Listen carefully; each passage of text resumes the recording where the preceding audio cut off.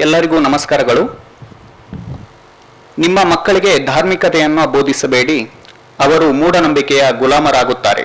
ಅದರ ಬದಲಾಗಿ ಅವರಿಗೆ ಶಿಕ್ಷಣವನ್ನು ಕೊಡಿ, ಗುಲಾಮಗಿರಿಯನ್ನು ಮೆಟ್ಟಿ ನಿಲ್ಲುತ್ತಾರೆ ಎಂಬ ಅಂಬೇಡ್ಕರ್ ಅವರ ಮಾತುಗಳೊಂದಿಗೆ ಮಂಗಳೂರು ವಿಶ್ವವಿದ್ಯಾನಿಲಯ, ಡಾಕ್ಟರ್ ಬಿ.ಆರ್. ಅಂಬೇಡ್ಕರ್ ಅಧ್ಯಯನ ಕೇಂದ್ರ ಹಾಗೂ ಡಾಕ್ಟರ್ ಬಿ.ಆರ್. ಅಂಬೇಡ್ಕರ್ ಸಂಶೋಧನಾ ತರಬೇತಿ ಹಾಗೂ ವಿಸ್ತರಣಾ ಕೇಂದ್ರ, ಸಮಾಜ ಕಲ್ಯಾಣ ಇಲಾಖೆ, ಬೆಂಗಳೂರು, ಕರ್ನಾಟಕ ಸರ್ಕಾರ ಇವರ ಸಹಯೋಗದಲ್ಲಿ ಡಾಕ್ಟರ್ ಬಿ.ಆರ್. ಅಂಬೇಡ್ಕರ್ ಅವರ ದೃಷ್ಟಿಕೋನದಲ್ಲಿ ಅಭಿವೃದ್ಧಿಯ ಭಾರತ ಎಂಬ ವಿಷಯದ ಕುರಿತು 2 ದಿನಗಳ ವಿಶೇಷ ವಿಚಾರ ಸಂಕಿರಣದ ಸಮಾರೋಪ ಸಮಾರಂಭದಲ್ಲಿ ನಾವಿಂದು ಸೇರಿದ್ದೇವೆ.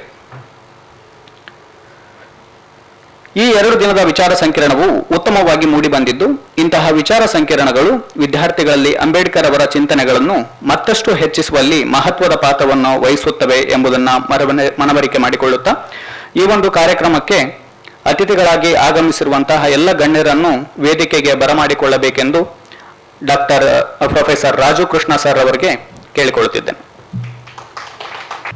ವೇದಿಕೆ ಮೇಲಿರುವ ಗಣ್ಯರು ಹಾಗೂ ನೆರೆದಿರುವ ನಿಮ್ಮೆಲ್ಲರನ್ನು ಸ್ವಾಗತಿಸಲಿದ್ದಾರೆ ನಮ್ಮ ವಿಶ್ವವಿದ್ಯಾನಿಲಯದ ಕೈಗಾರಿಕಾ ರಸಾಯನಶಾಸ್ತ್ರ ವಿಭಾಗದ ಸಂಶೋಧನಾರ್ಥಿ ಹಾಗೂ ಅಂಬೇಡ್ಕರ್ ಪುಲೆ ವಿದ್ಯಾರ್ಥಿ ಸಂಘದ ಅಧ್ಯಕ್ಷರಾಗಿರುವ ಶ್ರೀ ಅವಿನಾಶ್ ಕಾಂಬಳೆ ಇವರಲ್ಲಿ ವಿನಂತಿಸಿಕೊಳ್ಳುತ್ತೇನೆ. ಎಲ್ಲರಿಗೂ ಜೈ ಭೀಮ್. ಇದು ಸಮಾರೋಪನಾ ಸಭೆ. ಮಂಗಳೂರು ವಿಶ್ವವಿದ್ಯಾನಿಲಯದ ಡಾಕ್ಟರ್ ಬಿ.ಆರ್. ಅಂಬೇಡ್ಕರ್ ಅಧ್ಯಯನ ಕೇಂದ್ರ ಹಾಗೂ ಡಾಕ್ಟರ್ ಬಿ.ಆರ್. ಅಂಬೇಡ್ಕರ್ ಸಂಶೋಧನಾ ತರಬೇತಿ ಹಾಗೂ ವಿಸ್ತರಣಾ ಕೇಂದ್ರ, ಸಮಾಜ ಕಲ್ಯಾಣ ಇಲಾಖೆ, ಬೆಂಗಳೂರು, ಕರ್ನಾಟಕ ಸರ್ಕಾರ ಇದರ ಸಹಯೋಗದಲ್ಲಿ ಡಾಕ್ಟರ್ ಬಿ.ಆರ್. ಅಂಬೇಡ್ಕರ್ ಅವರ ದೃಷ್ಟಿಕೋನದಲ್ಲಿ ಅಭಿವೃದ್ಧಿಯ ಭಾರತ ಎಂಬ ವಿಷಯದ ಕುರಿತು 2 ದಿನಗಳ ವಿಶೇಷ ವಿಚಾರ ಸಂಕಿರಣವನ್ನು ಏರ್ಪಟ್ಟಿತ್ತು. ಇದು ಕೊನೆಯ ಘಟ್ಟದಲ್ಲಿ ತಲುಪಿದೆ. ಈ ಕೊನೆಯ ಸಮಾರೋಪನಾ ಸಭೆಗೆ ಅಧ್ಯಕ್ಷರಾಗಿ ಆಗಮಿಸಿದ ಪ್ರೊಫೆಸರ್ ಗಣೇಶ್ ಸಂಜೀವ್, ಕುಲಸಚಿವರು, ಪ್ರಭಾರ, ಮಂಗಳೂರು ವಿಶ್ವವಿದ್ಯಾಲಯ ಇವರನ್ನು ಡಾಕ್ಟರ್ ಬಿ.ಆರ್. ಅಂಬೇಡ್ಕರ್ ಅಧ್ಯಯನ ಕೇಂದ್ರ ಹಾಗೂ ಡಾಕ್ಟರ್ ಬಿ.ಆರ್. ಅಂಬೇಡ್ಕರ್ ಸಂಶೋಧನಾ ಕೇಂದ್ರದ ವತಿಯಿಂದ ತಮಗೆ ಸ್ವಾಗತಕ್ಕಿರುತ್ತೇನೆ. ಇವರಿಗೆ ನಿರ್ದೇಶಕರು ಡಾಕ್ಟರ್ ಬಿ.ಆರ್. ಅಂಬೇಡ್ಕರ್ ಅಧ್ಯಯನ ಕೇಂದ್ರ ಇವರು ಸಸಿಯನ್ನು ನೀಡಿ ಸ್ವಾಗತಿಸಬೇಕಾಗಿ ಕೋರುತ್ತೇನೆ.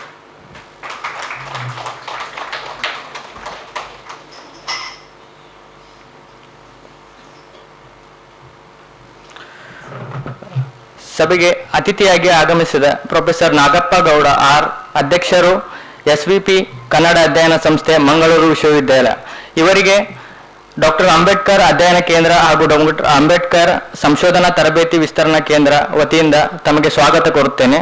ಸ್ವಾಗತ ಸರ್. ಇವರಿಗೆ ನಿರ್ದೇಶಕರು ಡಾಕ್ಟರ್ ಬಿ.ಆರ್. ಅಂಬೇಡ್ಕರ್ ಸಂಶೋಧನಾ ಕೇಂದ್ರ ಇವರು ಸಸಿಯನ್ನು ನೀಡಿ ಸ್ವಾಗತಿಸಬೇಕಾಗಿ ಕೋರುತ್ತೇನೆ.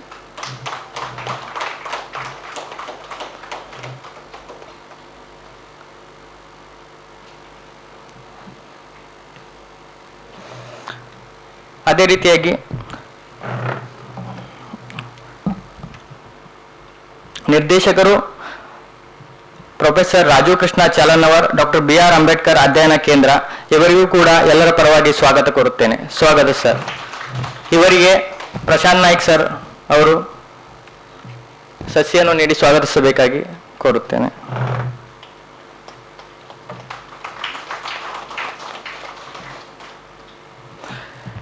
ಇದೇ ರೀತಿಯಾಗಿ ಇಲ್ಲಿ ಆಗಮಿಸಿದ ಎಲ್ಲರಿಗೂ ಡಾಕ್ಟರ್ ಬಿ.ಆರ್. ಅಂಬೇಡ್ಕರ್ ಅಧ್ಯಯನ ಕೇಂದ್ರ ಹಾಗೂ ಡಾಕ್ಟರ್ ಬಿ.ಆರ್. ಅಂಬೇಡ್ಕರ್ ಸಂಶೋಧನಾ ತರಬೇತಿ ಹಾಗೂ ವಿಸ್ತರಣಾ ಕೇಂದ್ರ, ಸಮಾಜ ಕಲ್ಯಾಣ ಇಲಾಖೆ ಇದರ ವತಿಯಿಂದ ಏರ್ಪಡಿಸಿದ ಡಾಕ್ಟರ್ ಬಿ.ಆರ್. ಅಂಬೇಡ್ಕರ್ ಅವರ ದೃಷ್ಟಿಕೋನದಲ್ಲಿ ಅಭಿವೃದ್ಧಿಯ ಭಾರತ 2 ದಿನಗಳ ವಿಶೇಷ ವಿಚಾರ ಸಂಕಿರಣಕ್ಕೆ ತಾವೆಲ್ಲರೂ ಆಗಮಿಸಿ ಇದನ್ನು ಯಶಸ್ವಿಯಾಗಿ ಗೊಳಿಸಿದ್ದೇವೆ. ಹಾಗಾಗಿ ಈ ಸಮಾರೋಪನಾ ಸಭೆಗೆ ತಮ್ಮೆಲ್ಲರಿಗೂ ಆದರದ ಸ್ವಾಗತ ಕೋರುತ್ತೇನೆ.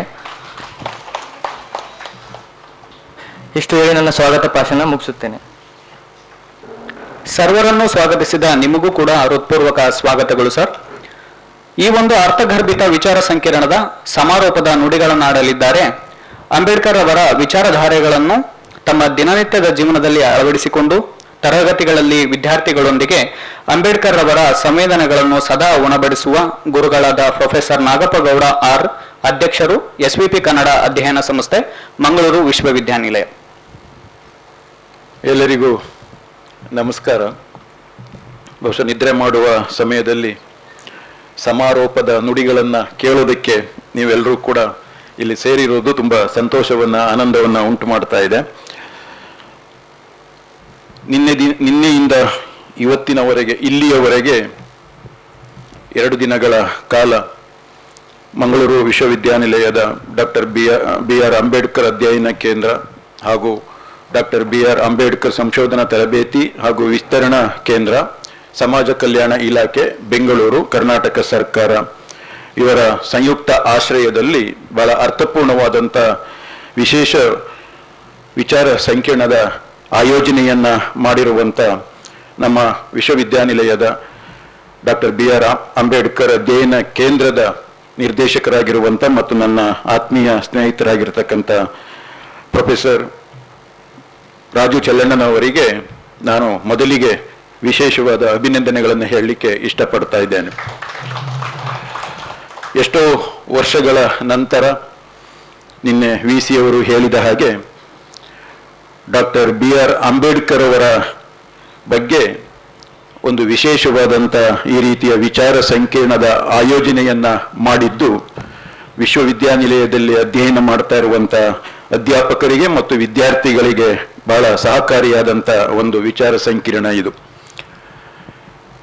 ಇವತ್ತಿನ ಈ ಸಮಾರೋಪ ಸಮಾರಂಭದ ಅಧ್ಯಕ್ಷತೆಯನ್ನ ವಹಿಸಿರ್ತಕ್ಕಂಥ ನಮ್ಮ ವಿಶ್ವವಿದ್ಯಾನಿಲಯದ ಕುಲಸಚಿವರಾಗಿರುವಂಥ ಮತ್ತು ನನ್ನ ಸ್ನೇಹಿತರು ಆಗಿರುವಂಥ ಪ್ರೊಫೆಸರ್ ಗಣೇಶ್ ಸಂಜೀವ್ ಅವರೇ ಮತ್ತು ಈ ಸಮಾರಂಭದಲ್ಲಿ ವೀಕ್ಷಕರಾಗಿರುವಂಥ ಪ್ರೇಕ್ಷಕರಾಗಿರುವಂಥ ಅನೇಕ ಜನ ನನ್ನ ಸಹೋದ್ಯೋಗಿ ಮಿತ್ರರೇ, ಅಧ್ಯಾಪಕ ಮಿತ್ರರೇ ಹಾಗೂ ವಿದ್ಯಾರ್ಥಿನಿಯರೇ, ವಿವಿಧ ವಿಭಾಗಗಳಲ್ಲಿ ಸಂಶೋಧನೆಯನ್ನ ನಡೆಸ್ತಾ ಇರುವಂಥ ಸಂಶೋಧನಾರ್ಥಿಗಳೇ ಹಾಗೂ ಪತ್ರಕರ್ತರೇ ಹಾಗೂ ಅನೇಕ ಆಹ್ವಾನಿತ ಬಂಧುಗಳೇ, ನಾನು ಆರಂಭದಲ್ಲೇ ಹೇಳಿದ ಹಾಗೆ ಈ ವಿಚಾರ ಸಂಕಿರಣ ಒಂದು ಐತಿಹಾಸಿಕವಾದಂಥ ವಿಚಾರ ಸಂಕಿರಣ. ಇವತ್ತಿನ ಸಂದರ್ಭ ಹೇಗಿದೆ ಅನ್ನುವಂಥದ್ದು ನಿಮಗೆಲ್ಲ ಚೆನ್ನಾಗಿ ಗೊತ್ತಿದೆ. ಇದೀಗ ತಾನೇ ಪ್ರೊಫೆಸರ್ ಪ್ರಶಾಂತ್ ನಾಯ್ಕರ್ ಅವರು ಮಾತಾಡುವ ಸಂದರ್ಭದಲ್ಲಿ ಒಬ್ಬರು ಕೇಳಿದಂಥ ಪ್ರಶ್ನೆಗೆ ಉತ್ತರ ಕೊಡುವಾಗ ಪ್ರಶ್ನೆಯನ್ನ ಕೇಳುವುದೇ ಕಷ್ಟದ ಪರಿಸ್ಥಿತಿಯಲ್ಲಿ ನಾವು ಇದ್ದೇವೆ ಅನ್ನುವಂಥ ಒಂದು ಸಂಕೀರ್ಣವಾದಂಥ ವ್ಯವಸ್ಥೆಯಲ್ಲಿ ನಾವೆಲ್ಲರೂ ಕೂಡ ಇವತ್ತು ಬದುಕ್ತಾ ಇದ್ದೇವೆ. ಇಂಥ ಸಂದರ್ಭದಲ್ಲಿ ನಮಗೆ ಸಂವಿಧಾನದ ಶಿಲ್ಪಿಯಾಗಿರುವಂಥ, ಬಹುಶಃ ಜಗತ್ತಿನಲ್ಲಿ ಅನೇಕ ವಿಶೇಷಣಗಳನ್ನು ಬಳಸಿ ಸಂಬೋಧಿಸಲ್ಪಡ್ತಾ ಇರುವಂಥ ವಿಶ್ವದ ಏಕೈಕ ಮಹಾನ್ ನಾಯಕ ಡಾಕ್ಟರ್ ಬಿ ಆರ್ ಅಂಬೇಡ್ಕರ್ ಅವರು. ಅವರನ್ನ ನಾವು ಹಲವು ರೀತಿಯಲ್ಲಿ ಸಂಬೋಧಿಸ್ತೇವೆ. ಒಂದು ಭಾರತದ ಸಂವಿಧಾನ ಶಿಲ್ಪಿ ಅಂತೀವಿ, ಮಾನವ ಹಕ್ಕುಗಳ ಪ್ರತಿಪಾದಕ ಅಂತೇಳಿ ಸಂಬೋಧಿಸ್ತೀವಿ, ಅಸ್ಪೃಶ್ಯರ ಮತ್ತು ಮಹಿಳೆಯರ ವಿಮೋಚಕ ಅಂತ ಕರೀತೇವೆ, ಪ್ರಕಾಂಡ ಪಂಡಿತ ಅಂತೇಳಿ ಗುರುತಿಸ್ತೇವೆ, ಅರ್ಥಶಾಸ್ತ್ರಜ್ಞ ಅಂತೇಳಿ ಗುರುತಿಸ್ತೇವೆ, ಕಾನೂನು ತಜ್ಞ ಅಂತೇಳಿ ಕರಿತೇವೆ, ಸಮಾಜ ವಿಜ್ಞಾನಿ ಅಂತೇಳಿ ಕರಿತೇವೆ, ತತ್ವಜ್ಞಾನಿ ಅಂತೇಳಿ ಕರಿತೇವೆ, ಕಾರ್ಮಿಕ ನಾಯಕ ಅಂತೇಳಿ ಕರಿತೇವೆ, ದೀನ ದಲಿತರ ಸೂರ್ಯ ಅನ್ನೋ ರೀತಿಯಲ್ಲಿ ನಾವು ಅವರನ್ನ ಸಂಬೋಧಿಸ್ತೇವೆ, ಮಹಾನ್ ಪತ್ರಕರ್ತ ಅನ್ನೋ ರೀತಿಯಲ್ಲಿ ನಾವು ಅವರನ್ನ ಗುರುತಿಸ್ತೇವೆ, ರಾಜನೀತಿಜ್ಞ ಅಂತೇಳಿ ನಾವು ಗುರುತಿಸ್ತೇವೆ, ವಿಶ್ವರತ್ನ ಅಂತೇಳಿ ಸಂಬೋಧಿಸ್ತೇವೆ, ಭಾರತ ರತ್ನ ಅನ್ನೋ ರೀತಿಯಲ್ಲಿ ಅವರನ್ನು ನಾವು ಗುರುತಿಸ್ತೇವೆ, ಯುಗ ಪ್ರವರ್ತಕ ಅನ್ನೋ ರೀತಿಯಲ್ಲಿ ಅವರನ್ನು ನಾವು ಕರಿತೇವೆ. ಅದಕ್ಕಿಂತ ಹೆಚ್ಚಾಗಿ, ಬಹಳ ಮುಖ್ಯವಾಗಿ ಹೆಚ್ಚಾಗಿ ಅವರನ್ನ ಮಹಾಮಾನವತಾವಾದಿ ಅನ್ನೋ ರೀತಿಯಲ್ಲಿ ಸಂಬೋಧಿಸ್ತೇವೆ. ಬಹುಶಃ ಈ ಎಲ್ಲ ರೀತಿಯ ವಿಶೇಷಣಗಳನ್ನು ನಾನು ಯಾಕೆ ಇಲ್ಲಿ ಉಲ್ಲೇಖ ಮಾಡ್ತಾ ಇದ್ದೀನಿ ಅಂತ ಹೇಳಿದ್ರೆ, ಇವತ್ತು ನಾವು ಎದುರಿಸ್ತಾ ಇರುವಂತ ಅಥವಾ ಭಾರತ ಎದುರಿಸ್ತಾ ಇರುವಂತ ಅನೇಕ ಸಮಸ್ಯೆಗಳಿಗೆ ಒಂದು ಉತ್ತರ ರೂಪಿಯಾಗಿ ಅವರು ಸಂವಿಧಾನವನ್ನ ನಮ್ಮ ಮುಂದೆ ಇಟ್ಟಿದ್ದಾರೆ. ಬಹುಶಃ ಇವತ್ತಿನ ಸಂದರ್ಭದಲ್ಲಿ ನಮಗೆ ಯಾವ ಗ್ರಂಥ ಬಹಳ ಮುಖ್ಯ ಅಂತ ಹೇಳಿದ್ರೆ, ಅದರಲ್ಲೂ ಕೂಡ ಬಹಳ ಮುಖ್ಯವಾಗಿ ಭಾರತಕ್ಕೆ ಸಂಬಂಧಪಟ್ಟ ಹಾಗೆ ಸಂವಿಧಾನವೇ ಅತ್ಯಂತ ಶ್ರೇಷ್ಠವಾದಂಥ ಮತ್ತು ಪವಿತ್ರವಾದಂಥ ಗ್ರಂಥ. ಸಂವಿಧಾನವನ್ನ ಭಾರತದ ಆತ್ಮ ಅಂತ ಕರೀತೇವೆ. ಸಂವಿಧಾನ ಅಂತ ಹೇಳಿದ್ರೆ ಅದೊಂದು ಭಾರತದ ಆತ್ಮ ಅನ್ನೋ ರೀತಿಯಲ್ಲಿ ನಾವು ಸಂಬೋಧಿಸ್ತಾ ಇದ್ದೇವೆ. ಬಹುಶಃ ಈಗ ಪ್ರಶಾಂತ್ ನಾಯ್ಕರವರು ಈಗ ತಾನೇ ಮಾತನಾಡುವ ಸಂದರ್ಭದಲ್ಲಿ ಅವರು ಅನೇಕ ರೀತಿಯ ನೋವುಗಳನ್ನ, ಸಂಕಟಗಳನ್ನ, ಅವಮಾನಗಳನ್ನ ಜಾತಿಯ ಕಾರಣಕ್ಕೋಸ್ಕರವಾಗಿ ಅನುಭವಿಸಿ ಅವರು ಬೆಳೆದು ನಿಂತಂತ ರೀತಿ ಉಂಟಲ್ಲ, ಇದು ಇಡೀ ಜಗತ್ತಿಗೆ ಒಂದು ಮಾದರಿಯಾದಂತ ಒಂದು ಉದಾಹರಣೆಯಾಗಿ ನಮ್ಮ ಕಣ್ಣು ಮುಂದೆ ನಿಂತ್ಕೊಳ್ಳುತ್ತೆ ಸದಾಕಾಲ. ಒಬ್ಬ ಮನುಷ್ಯ ಸಾಧಕನಾಗುವಂಥದ್ದುಂಟಲ್ಲ, ಬಹುಶಃ ಎಲ್ಲವೂ ಇದ್ದು ಸಾಧಕನಾಗೋದ್ರಲ್ಲಿ ಅದಕ್ಕೆ ಅಂತ ಒಂದು ವೈಶಿಷ್ಟ್ಯ ಇರೋದಿಲ್ಲ. ನಮ್ಮ ಜೊತೆಯಲ್ಲಿ ಏನೂ ಇಲ್ಲದೆ ನಾವು ದೊಡ್ಡ ಸಾಧಕರಾಗಿ ಬೆಳೆಯುವ ಪರಿ ಇದೆಯಲ್ಲ, ಇದು ನಿಜವಾಗಿಯೂ ಕೂಡ ಒಂದು ಮಾದರಿದಾಯಕವಾದಂಥದ್ದು. ಬಹುಶಃ ಮಹಾಭಾರತದಲ್ಲಿ ಬರುವಂತ ಅರ್ಜುನ ಮತ್ತು ಕರ್ಣರ ನಡುವಿನ ಒಂದು ಉಲ್ಲೇಖವನ್ನು ನೀವು ತೆಗೆದುಕೊಂಡ್ರೆ, ಅಥವಾ ಅರ್ಜುನ ಮತ್ತು ಏಕಲವ್ಯರ ಉಲ್ಲೇಖವನ್ನು ನೀವು ತೆಗೆದುಕೊಂಡ್ರೆ, ಯಾರು ಮಹಾಶ್ರೇಷ್ಠವಾದ ಸಾಧಕ ಅಂತ ಹೇಳಿದ್ರೆ ನಮ್ಮಂಥವರಿಗೆ ಅರ್ಜುನ ದೊಡ್ಡ ಸಾಧಕನಾಗಿ ಕಾಣೋದಿಲ್ಲ, ಏಕಲವ್ಯ ದೊಡ್ಡ ಸಾಧಕನಾಗಿ ಕಾಣ್ತಾನೆ. ಬಹುಶಃ ಈ ಹಿನ್ನೆಲೆಯಲ್ಲಿ ಅಂಬೇಡ್ಕರ್ ನಮಗೆ ಕೊಟ್ಟಿರುವಂತ ಒಂದು ಮಾದರಿ ಇದೆಯಲ್ಲ, ಆ ಮಾದರಿ ಯಾವ ಕಾಲಕ್ಕೂ ಕೂಡ ಅದು ಅತ್ಯುತ್ತಮವಾದಂಥ ಮಾದರಿ ಅನ್ನೋದನ್ನು ನಾವು ನೆನಪಿನಲ್ಲಿ ಇಟ್ಕೊಳ್ಬೇಕು. ಬಹುಶಃ ನಿನ್ನೆ ಉದ್ಘಾಟನಾ ಸಮಾರಂಭದಲ್ಲಿ 3 ಜನ ಬಹಳ ವಿಶೇಷವಾಗಿ ಮಾತನಾಡಿದರು. ಉದ್ಘಾಟನೆಯನ್ನ ಮಾಡಿದಂಥ ಧಾರವಾಡ ವಿಶ್ವವಿದ್ಯಾನಿಲಯದ, ಕರ್ನಾಟಕ ವಿಶ್ವವಿದ್ಯಾನಿಲಯದ ಕುಲಪತಿಗಳಾಗಿರುವಂಥ ಪ್ರೊಫೆಸರ್ ಎಂ ಖಾನ್ ಅವರು ಮಾತಾಡಿದರು. ಆನಂತರ ಮುಖ್ಯ ಅತಿಥಿಗಳಾಗಿದ್ದಂಥ ಡಾಕ್ಟರ್ ಸಾಬಿರ್ ಅಹಮದ್ ಮುಲ್ಲಾ ಅವರು ಕೂಡ ಮಾತಾಡಿದರು. ಅಧ್ಯಕ್ಷತೆಯನ್ನು ವಹಿಸಿದ್ದಂಥ ನಮ್ಮ ವಿಶ್ವವಿದ್ಯಾನಿಲಯದ ಗೌರವಾನ್ವಿತ ಕುಲಪತಿಗಳಾದಂಥ ಪ್ರೊಫೆಸರ್ PL ಧರ್ಮ ಅವರು ಕೂಡ ಮಾತಾಡಿದರು. ಅವರೆಲ್ಲ ಮಾತನಾಡುವ ಸಂದರ್ಭದಲ್ಲಿ ಇವತ್ತು ಬಹಳ ಚರ್ಚೆಗೆ ಒಳಗಾಗ್ತಾ ಇರುವಂಥದ್ದು ಯಾವುದು ಅಂತ ಹೇಳಿದ್ರೆ ವಿಕಸಿತ್ ಭಾರತ ಅನ್ನೋದರ ಬಗ್ಗೆ ಚರ್ಚೆ ನಡೀತಾ ಇದೆ. ಒಂದು ಅಭಿವೃದ್ಧಿ ಹೊಂದಿದ ಭಾರತದ ಒಂದು ಪರಿಕಲ್ಪನೆಯನ್ನು ಇಟ್ಟುಕೊಂಡು ನಾವು 2047ರ ವೇಳೆಗೆ ನಾವು ಅಭಿವೃದ್ಧಿ ಹೊಂದಿದ ಭಾರತವನ್ನಾಗಿ ನಾವು ರೂಪಿಸ್ತೇವೆ ಅನ್ನುವಂಥ ನೆಲೆಯಲ್ಲಿ ಇವತ್ತು ದೇಶದಾದ್ಯಂತ ಅನೇಕ ಸಂದರ್ಭಗಳಲ್ಲಿ ಚರ್ಚೆ ನಡೀತಾ ಇರೋದನ್ನು ನಾವೆಲ್ಲರೂ ಕೂಡ ಗಮನಿಸ್ತಾ ಇದ್ದೇವೆ. ಬಹುಶಃ ಅದಕ್ಕೆ 21 ವರ್ಷಗಳ ಒಂದು ಗುರಿಯನ್ನ ಇಟ್ಟುಕೊಂಡು ನಾವು ವಿಕಸಿತ ಭಾರತವನ್ನ ನಾವು ರೂಪಿಸ್ತೇವೆ ಅನ್ನುವಂಥ ರೀತಿಯಲ್ಲಿ ಮಾತನಾಡ್ತಾ ಇರುವುದನ್ನು ನೀವು ಗಮನಿಸಿದ್ರೆ ಅದು ಹೇಗೆ ಸಾಧ್ಯ ಆಗುತ್ತೆ ಅನ್ನುವಂಥ ಹಲವು ರೀತಿಯ ಪ್ರಶ್ನೆಗಳನ್ನ ನಿನ್ನೆಯಿಂದ ಇಲ್ಲಿಯವರೆಗೆ ನಡೀತಾ ಇರುವಂತ ಈ ವಿಚಾರ ಸಂಕಿರಣದಲ್ಲಿ ಮಾತನಾಡಿದಂಥ ಅನೇಕ ಜನ ಉಪನ್ಯಾಸಕರು ಎತ್ತಿದಂಥ ಮುಂದಿಟ್ಟಂಥ ಪ್ರಶ್ನೆಗಳು ಅದು. ಬಹುಶಃ ಅದನ್ನ ಸಾಧಿಸಬೇಕು ಅಂತಾದ್ರೆ ನಮಗೆ ದೊಡ್ಡ ಉದಾಹರಣೆ ಯಾವುದು ಅಂತೇಳಿದ್ರೆ, ದೊಡ್ಡ ಮಾದರಿ ಯಾರು ಅಂತ ಹೇಳಿದ್ರೆ, ದೊಡ್ಡ ಪ್ರೇರಕರು ಯಾರಾಗಬೇಕು ಅಂತ ಹೇಳಿದ್ರೆ ಡಾಕ್ಟರ್ BR ಅಂಬೇಡ್ಕರ್ ಅವರ ಚಿಂತನೆಗಳು ಆಗಬೇಕು ಅನ್ನುವ ನೆಲೆಯಲ್ಲಿ ನಿನ್ನೆಯಿಂದ ಚರ್ಚೆ ಮಾಡ್ತಾ ಇರೋದನ್ನ ನಾವು ವಿಶೇಷವಾಗಿ ಇಲ್ಲಿ ಗಮನಿಸ್ತಾ ಇದ್ದೇವೆ. ಅಭಿವೃದ್ಧಿ ಹೊಂದಿದಂತ ಭಾರತವನ್ನಾಗಿ ಮಾಡಬೇಕು ಅನ್ನುವಂಥ ಕನಸು ಇವತ್ತಿದ್ದಲ್ಲ. ನಮಗೆ ಯಾವಾಗ ಸ್ವಾತಂತ್ರ್ಯ ಚಳುವಳಿ ಆರಂಭ ಆಯಿತು ಅಲ್ಲಿಂದಲೂ ಕೂಡ ಆ ಕನಸನ್ನ ಬಿತ್ತುತ್ತಾ ಬಂದಿರುವಂಥದ್ದನ್ನು ನಾವು ಕಾಣ್ತಾ ಇದ್ದೀವಿ. ಬಹುಶಃ ನಾವೆಲ್ಲರೂ ಬಯಸುವಂಥದ್ದು ನಮ್ಮ ಭಾರತ, ನಮ್ಮ ದೇಶ ಅಭಿವೃದ್ಧಿ ಹೊಂದಿದಂಥ ದೇಶ ಆಗಬೇಕು ಅನ್ನುವಂಥದ್ದು ನಮ್ಮೆಲ್ಲರ ಕನಸು ಅದು. ಆದರೆ ಈ ಕನಸನ್ನ ಈಡೇರಿಸುವ ಮಾರ್ಗ ಯಾವುದು ಅನ್ನೋದುಂಟಲ್ಲ, ಇದು ಬಹಳ ಮುಖ್ಯವಾದಂಥದ್ದು. ಎಲ್ಲರನ್ನ ಒಳಗೊಂಡು ನಾವು ಭಾರತದ ಅಭಿವೃದ್ಧಿಯನ್ನ ಸಾಧಿಸಬೇಕೋ ಅಥವಾ ಹಲವರನ್ನ ಹೊರಗಿಟ್ಟು ಕೆಲವರಿಂದ ಮಾತ್ರ ಒಂದು ಭಾರತವನ್ನ ಅಭಿವೃದ್ಧಿಯ ಪಥದ ಕಡೆಗೆ ಕೊಂಡೋಗೋದಕ್ಕೆ ಸಾಧ್ಯತೆ ಇದೆಯೋ ಅನ್ನುವಂಥ ಒಂದು ಮೂಲಭೂತವಾದ ಪ್ರಶ್ನೆ ಇದೆಯಲ್ಲ, ಈ ಪ್ರಶ್ನೆಗೆ ನಾವು ಇವತ್ತು ಉತ್ತರವನ್ನ ಕಂಡುಕೊಳ್ಳಬೇಕಾದಂಥ ಕಾಲಘಟ್ಟದಲ್ಲಿ ನಾವೆಲ್ಲರೂ ಕೂಡ ನಿಂತುಕೊಂಡಿದ್ದೇವೆ.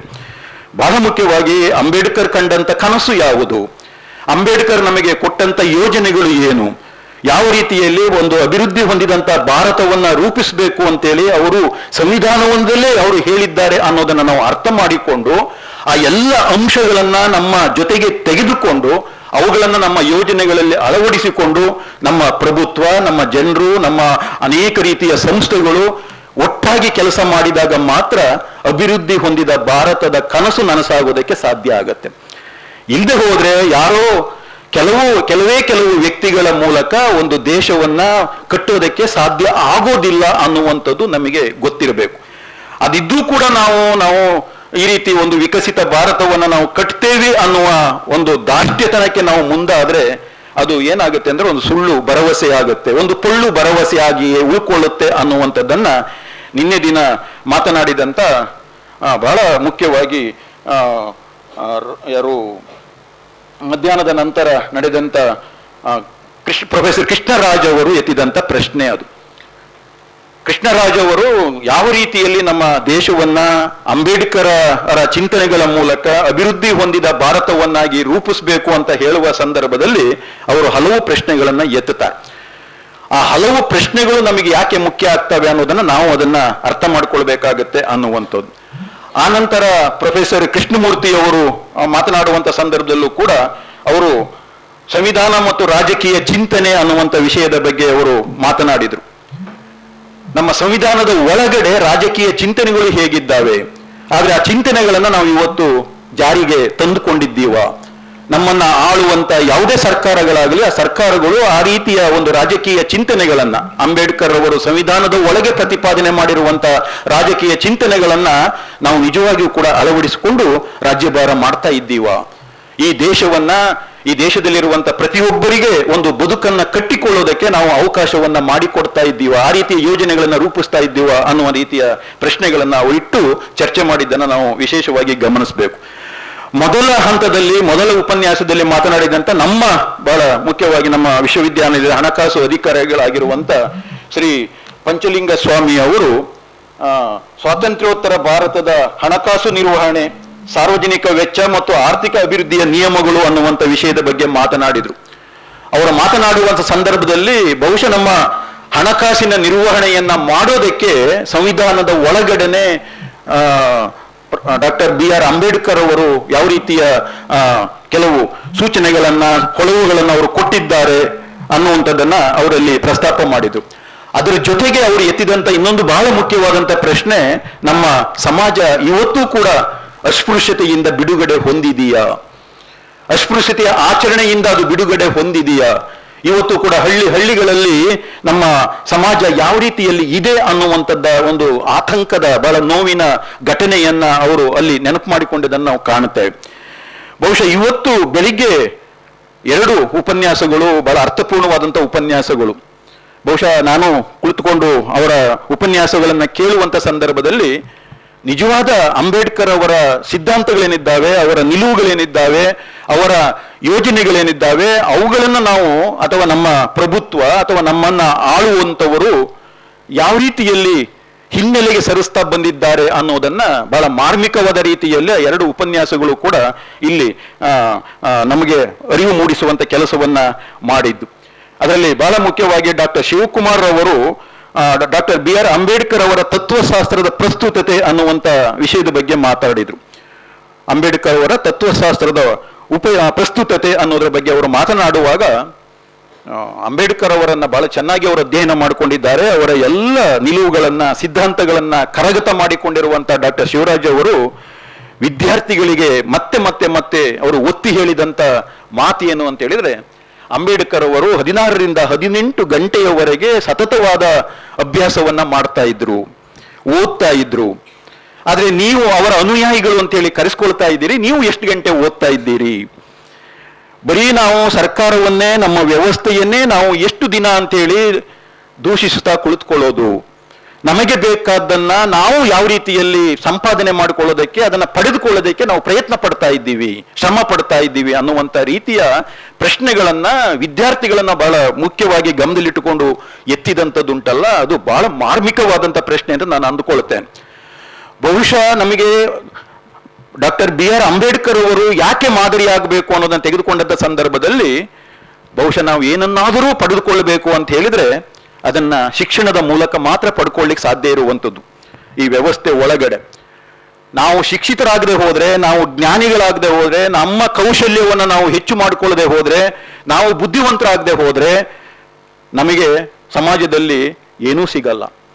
ಅದು ಸಿಗಬೇಕು ಅಂತ ಹೇಳಿದ್ರೆ ನಾವು ಏನು ಮಾಡಬೇಕು? ಕಷ್ಟಪಟ್ಟು, ಪರಿಶ್ರಮ ಪಟ್ಟು, ನಿರಂತರವಾಗಿ ಓದಿನಲ್ಲಿ ತೊಡಗಿಸಿಕೊಂಡು ಜ್ಞಾನವನ್ನ ಸಂಪಾದನೆ ಮಾಡಿಕೊಂಡಾಗ ಮಾತ್ರ ನಮಗೆ ಅವಕಾಶಗಳು ತೆರೆದುಕೊಳ್ತಾವೆ, ಅವಕಾಶಗಳ ಬಾಗಿಲುಗಳು ತೆರೆದುಕೊಳ್ತಾವೆ ಅನ್ನುವಂಥ ಮಾತಿದೆಯಲ್ಲ, ಇದು ಬಹಳ ಬಹಳ ಮುಖ್ಯವಾದಂಥದ್ದು. ಇವತ್ತಿನ ಯುವ ಜನಾಂಗ ಆಲೋಚನೆ ಮಾಡಬೇಕಾದಂಥ ರೀತಿ ಯಾವುದು ಅನ್ನುವಂಥದ್ದು ಇದೆಯಲ್ಲ, ನಾವು ಯಾರನ್ನೋ ಮತ್ತೆ ಮತ್ತೆ ಮತ್ತೆ ಮತ್ತೆ ದೂಷಿಸ್ತಾ ಹೋಗೋದರ ಬದಲಿಗೆ ನನ್ನ ಅಸ್ತಿತ್ವವನ್ನು ನಾನು ಕಂಡುಕೊಳ್ಳುವಂಥದ್ದು.